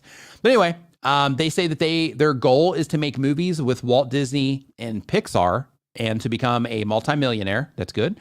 And the question is, how can I grow? Thumbnails, get monetized. I make most of my props. So in terms of how you grow, YouTube in a nutshell comes down to viewer experience. So what that means is everything that is going to happen with your content and your YouTube channel, everything is based on how people respond to what it is that you do. So your ability to help people identify that your content is something that they're interested in and then compel them to click on it, your ability to do that is going to be a huge factor on how your channel performs. so is how people experience your actual video content. So the whole game is this. If you break YouTube down into just like a very simple idea, the whole thing is the better people respond to every part of the content that you publish, the better you're going to do. So what you have to start thinking about is the entire chain of the viewer experience. So from the moment your content shows up on one of the pages on YouTube or, somewhere in the mobile app, from the moment they have the option to click on your content and they decide to do so, or just from the moment they see it, right? You got to start there. So from the moment they see it, like, how can you make that clear for them without complicating it, without, kind of overdoing it? How can you make that clear? And then once they decide to click on it, how can you just create a great experience for them? How can you entertain them or educate them or, give them whatever it is, whatever value they're expecting from your video? How can you give that to them in the most efficient and quick way so that they can, come in, enjoy that content, hopefully end up watching another video, subscribing to the channel, coming back for more of that kind of stuff. But the more you focus on the viewer experience and creating an awesome piece of content for your viewers, the more you focus on that and developing the skills that will help you do that, the better off you're going to be on the platform. Yeah, my brother says, I don't know how I'm going to do the stream next. Yeah, his stream doesn't even start for 30 minutes. So yeah, D's in the same boat that I am in terms of this, but he's not even starting his for another 30 minutes. And then they go for like another hour and a half, I think, on that stream. So yeah, it's I might tune into that one just for the sake of watching D and just seeing how D holds it together in that stream. So the next channel here is from, or the next question here is from Heartfilled Kitchen. Heartfilled Kitchen does cooking content. The goal of the channel is to provide easy to follow recipes that will inspire viewers to cook at home, regardless of skill level or schedule.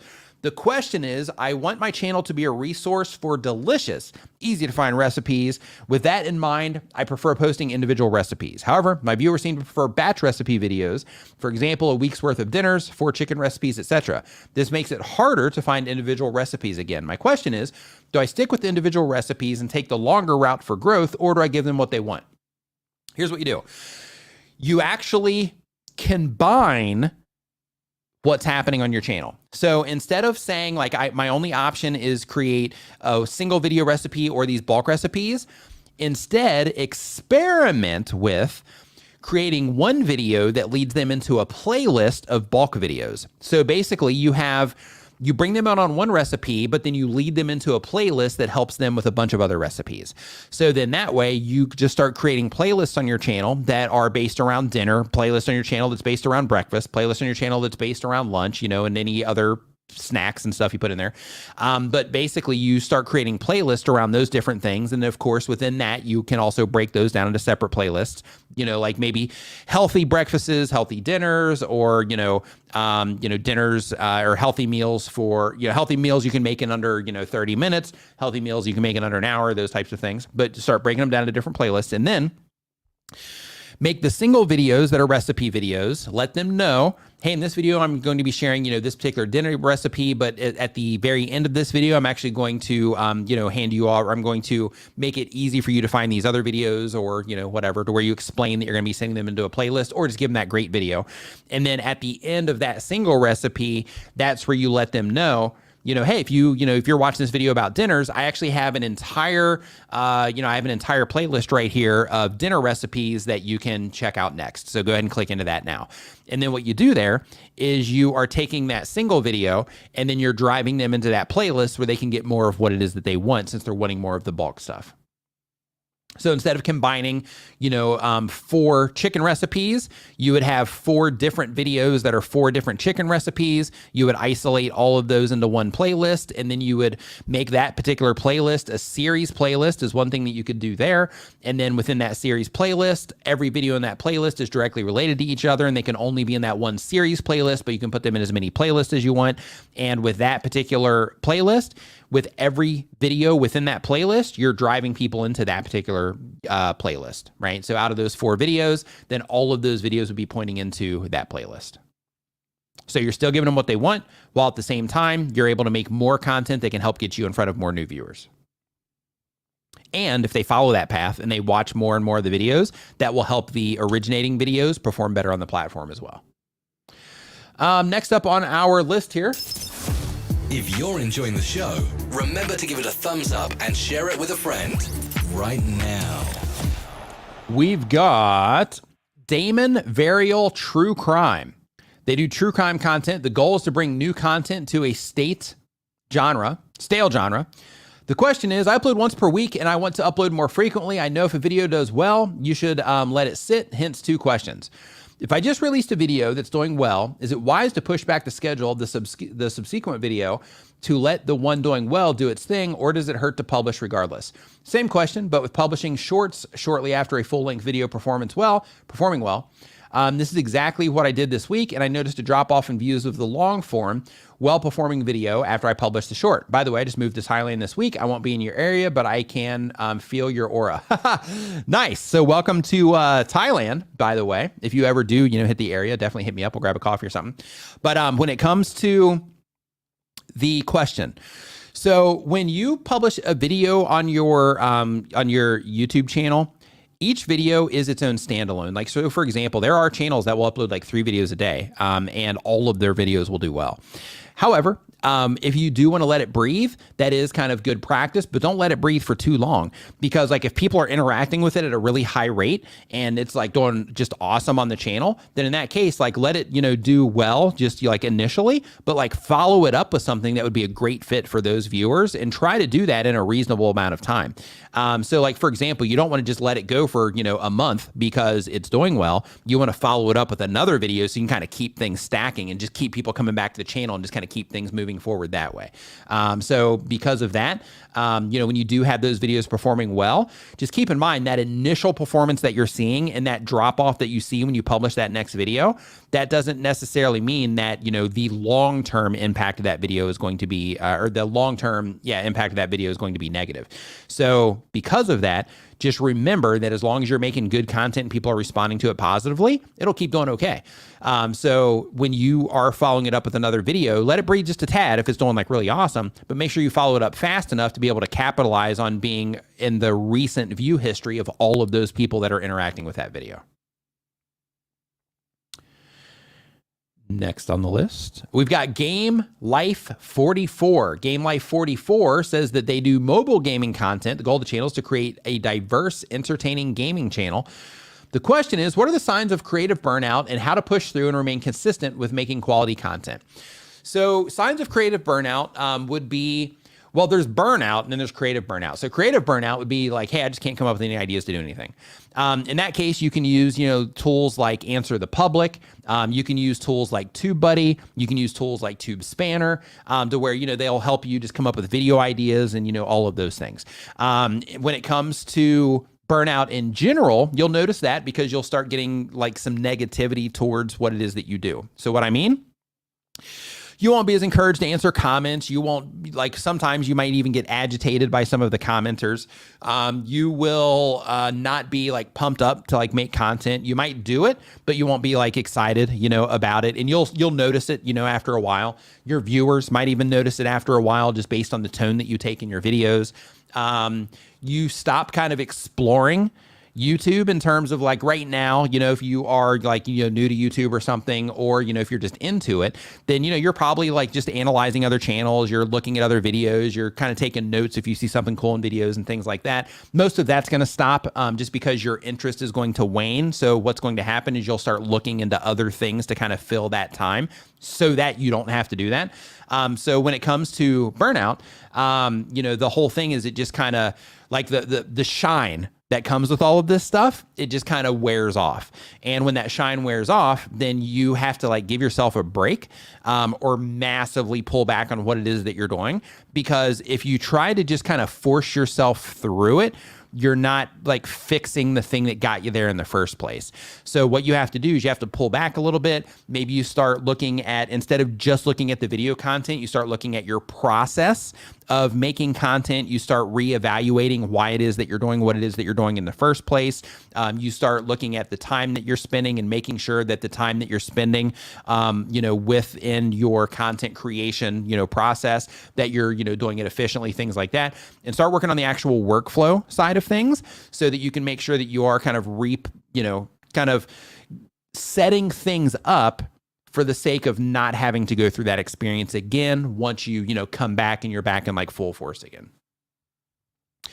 Doug says, let's see here. Okay, I saw my name in here, so I thought that was for me, but it is not. Okay, so next up on the list, hey, Shane B, what's going on? Nice to see you in here. Buckeye the Cat, nice to see you here as well. Key Young, you are here indeed. I hope that you are doing fantastic. Mr. Lamberfides, no worries on being late. It is all good. I hope that you're doing awesome. Welcome to the stream. Better late than never is what they say. So, welcome to the stream. Hope you're doing awesome. Blue Plays, what's up? Hope you're doing great. So let's see here. So Relax Sleep Music says, anybody know a good site to get free copyright music? As a matter of fact, yes.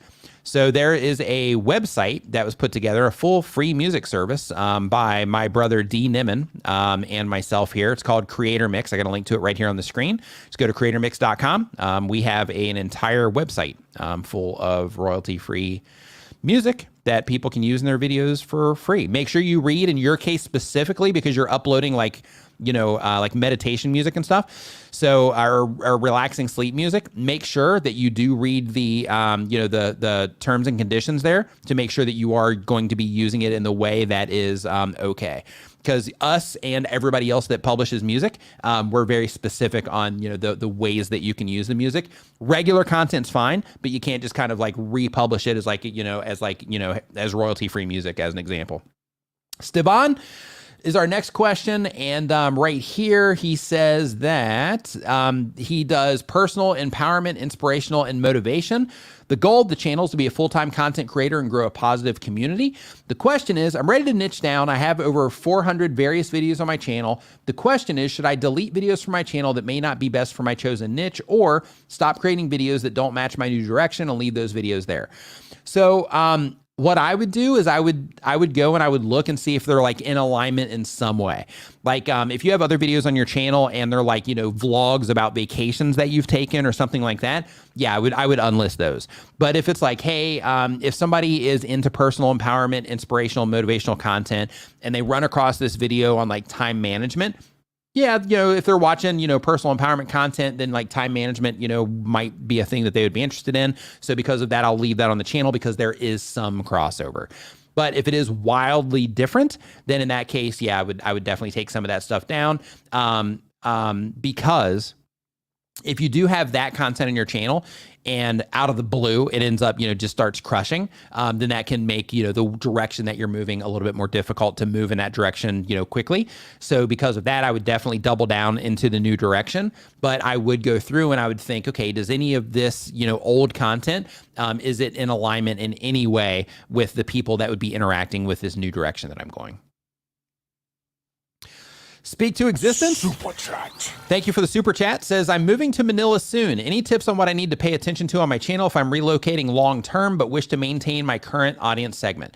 So this is a great question. So just as a heads up, your channel is still going to be the channel that is in, the area that you're moving from.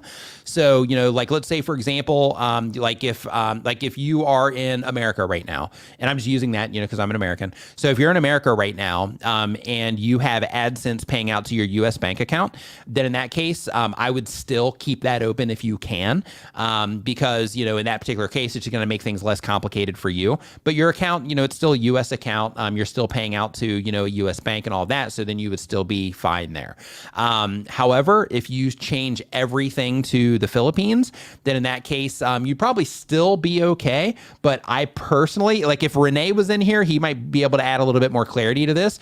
But I personally would be a little bit paranoid about that. I've never had that experience in terms of, helping somebody, make that change. So I can't tell you, like, yes, you're going to have a problem, or no, you're not. But me as an American, like all of my stuff is, in the States. So because of that, like it's not a big deal, in terms of, those worries, but it is complicated sometimes. So for example, all my addresses are over there, everything pays out over there, all of that. So like when it comes to getting like new cards and, things like that, it can be a little bit complicated in terms of having to have somebody like send it over and those types of things. But I would definitely just make sure that if possible, you can keep everything just open in your home country.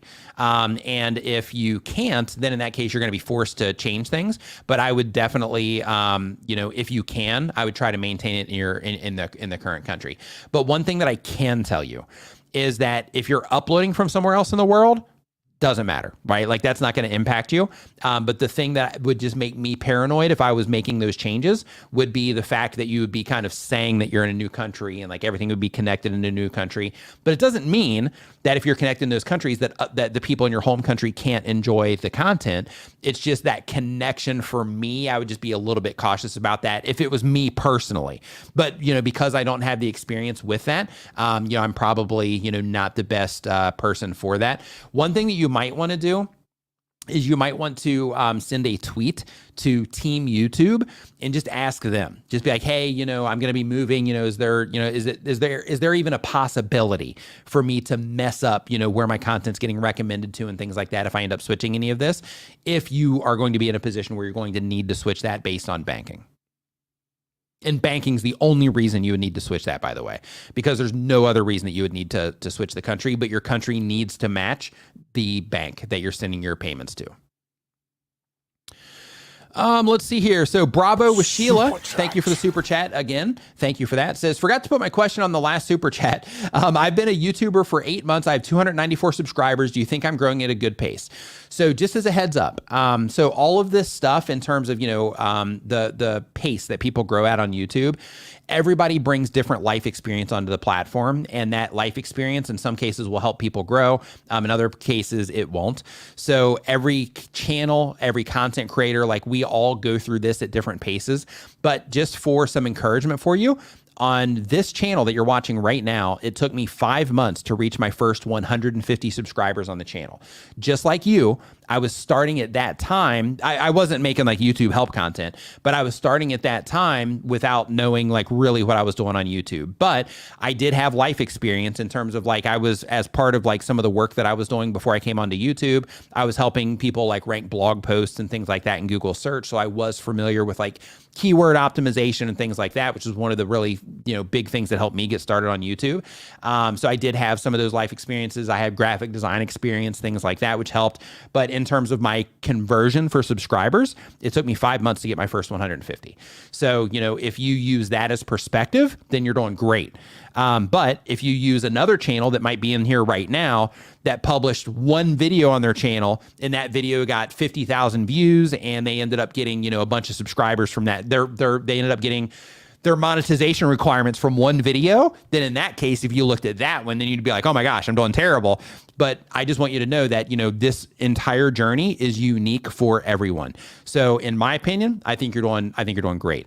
But one thing that I would make sure that you're doing is consistently publishing content so you can just work on the skill sets involved.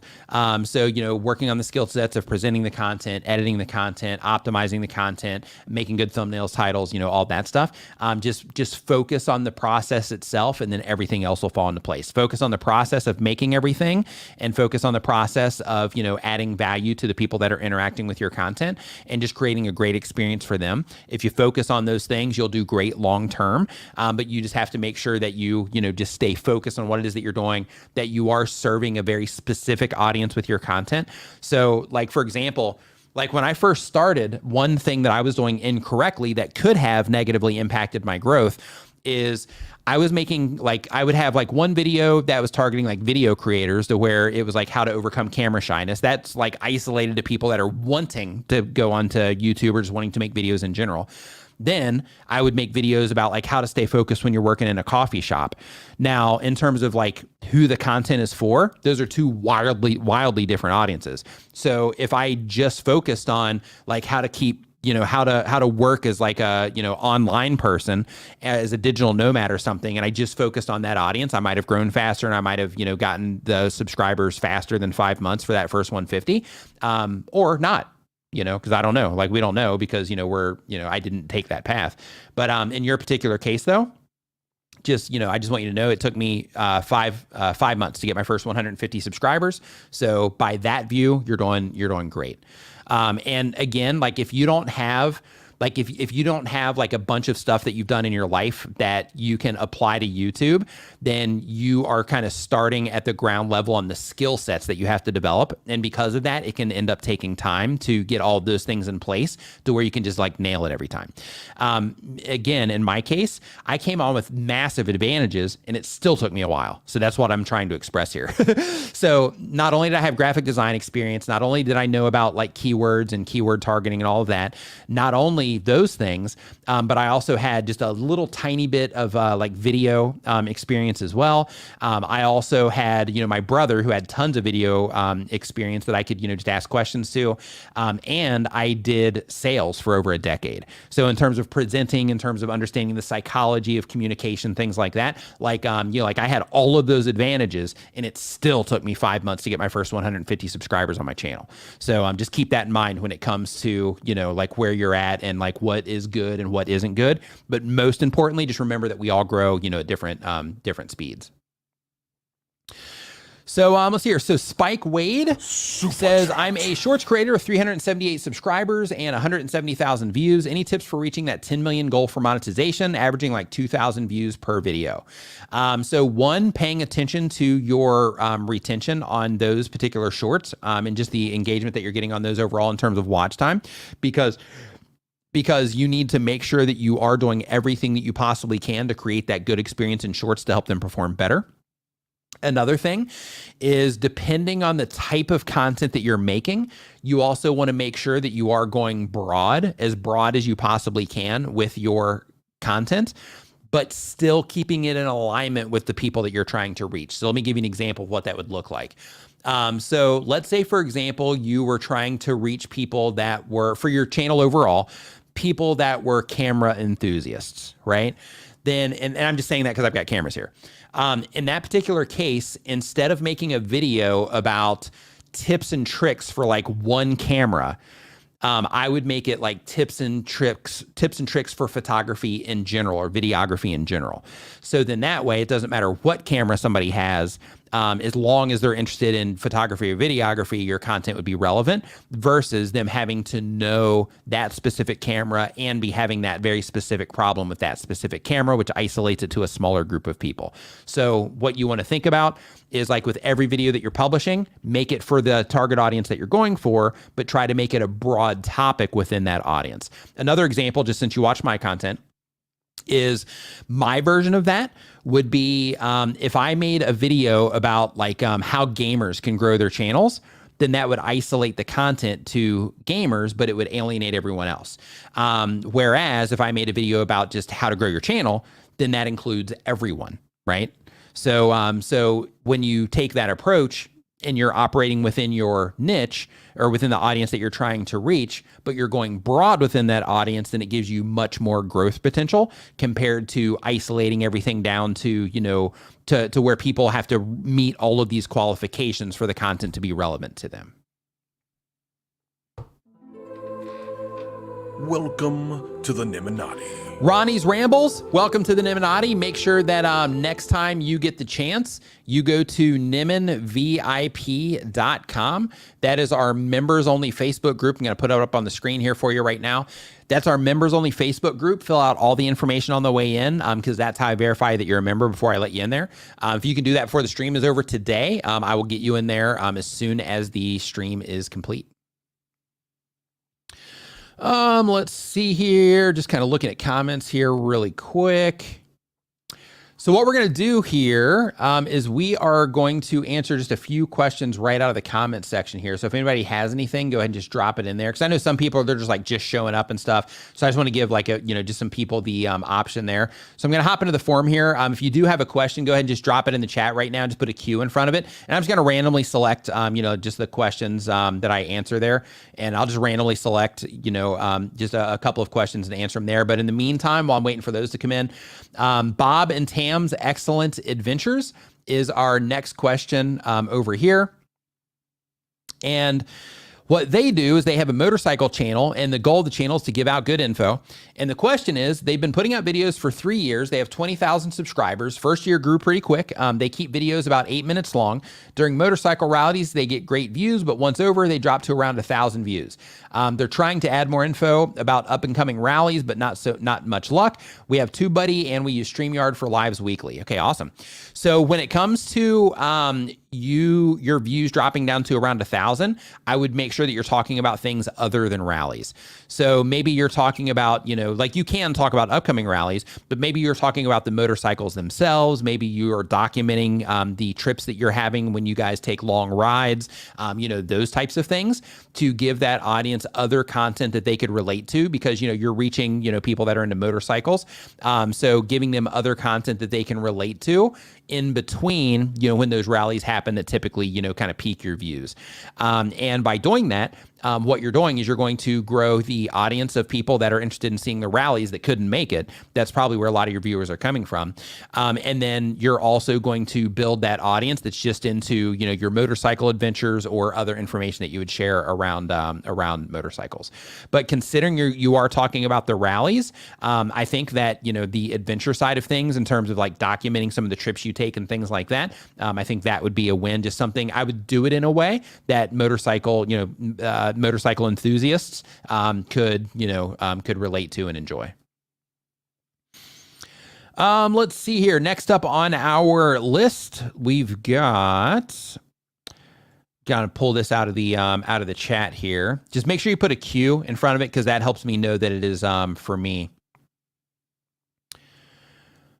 So really quick, so we've got Blue Plays. They say, I'm a gaming live streamer and I want to ask you on tips to get 4,000 hours of watch time on live streams.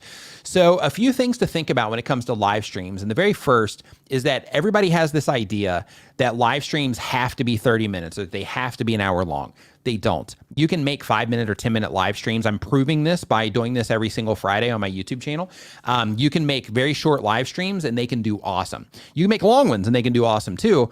But just keep in mind that, if you're a gaming live streamer, you can do just like one thing, like, hey, I'm going to beat this level as fast as I possibly can. That's the challenge. So your video starts, your live stream starts, you open it up and you're like, hey, welcome to today's video. I am at this point in the game and I'm going to get through this level as fast as I possibly can. My goal is to see if I can do it in 10 minutes. And then you just go for it. And then in that particular case, they're going to be hooked because they're going to see that you're, challenging or that you're trying to accomplish a very specific thing. So they're going to be more likely to continue watching it. And then as soon as you complete that level, if you can do it within 10 minutes, then, then shut it down. Just be like, okay, if you enjoyed this, make sure that you, click into this playlist here of other challenges that I've done. Have a great, great weekend. I'll see you next time, or whatever the thing is. And then by doing that, you're creating that shorter form content that is more easily digestible, and it's less of a commitment for the people that you're trying to reach, for people to sample your content. And you are giving that content, as long as people, are enjoying it, and as long as you set it up the right way, because you want to hook them in the beginning, just like you do in videos. And then when that stream's complete, you try to hand them off to other videos that you've done like that are similar short form videos. And what you do in that case is you give those videos potential to like blow up, because they're interested and they're specific to a very, isolated thing within the game. So by doing that, that gives you that opportunity to have the videos, go bigger, so to speak, as long as you package them up correctly and all of that. But then still make sure that you do your regular live streams that are longer once you get people interacting with that content and you're starting to grow your audience that way. Because then if you can get people hanging out in your live streams, then, if you can get people for an hour and they'll hang out for the entire hour, that will add a substantial amount of watch time per live stream that you're doing. So, and to like fully leverage live streaming, have short form long live streams that you're doing and long form live streams that you're doing, so that you're able to collect watch time in both scenarios. So one, you're collecting shorter amounts of watch time, but you're giving yourself the potential for them to go, bigger. And then you have your longer form, to where it's much more of a commitment for a new viewer that hasn't experienced your content yet, but the people that are already enjoying your content through some of that short form that they've been introduced to you through, they can come in and participate in your live streams, your longer ones, which will help you get that 4,000 hours of watch time. faster. Another very important part of that as well is if you do decide to do that and you start doing some of those shorter form live streams, make sure that you are thinking about it long term. And instead of just being like, hey, I'm just going to do like a short form live stream and be done, think about, okay, over the next like month, what are 10 different short form live streams or 8 different short form live streams that I could do to where I could put a playlist together that would be a theme for these particular, short form streams that I'm doing, so that at the end of every one, I can direct people into that playlist to watch more. And by doing that, for the people that make it to the end of your video that are the most engaged, some of those people are going to go and watch more of your videos, which then will also help your watch time compound. Let's see here. Trina's motivation says, I do live stream to motivate each morning, but I do upload on hair and food. Do you think this is too much for the channel? Absolutely.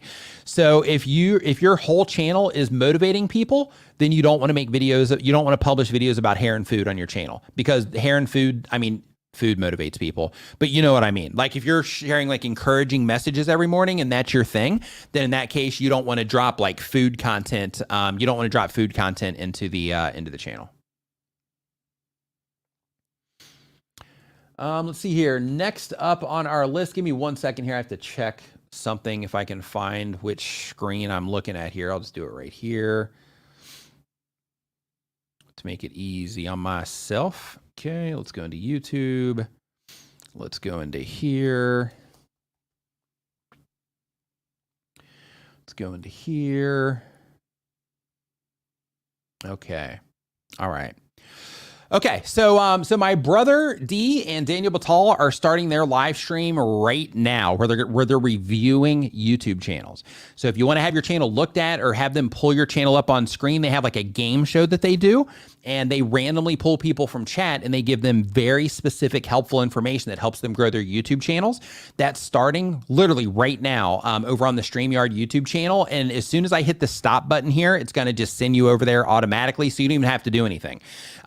So if you were hanging out here today and you are a new content creator and you're thinking to yourself like, man, I've got this huge mountain to climb and there's just so much information that he shared here and it sounds complicated, I want you to know that yes, you absolutely have to make sure that you are developing skills. Yes, you have to pay attention to what it is that you're doing so that you can do it sustainably for a long period of time.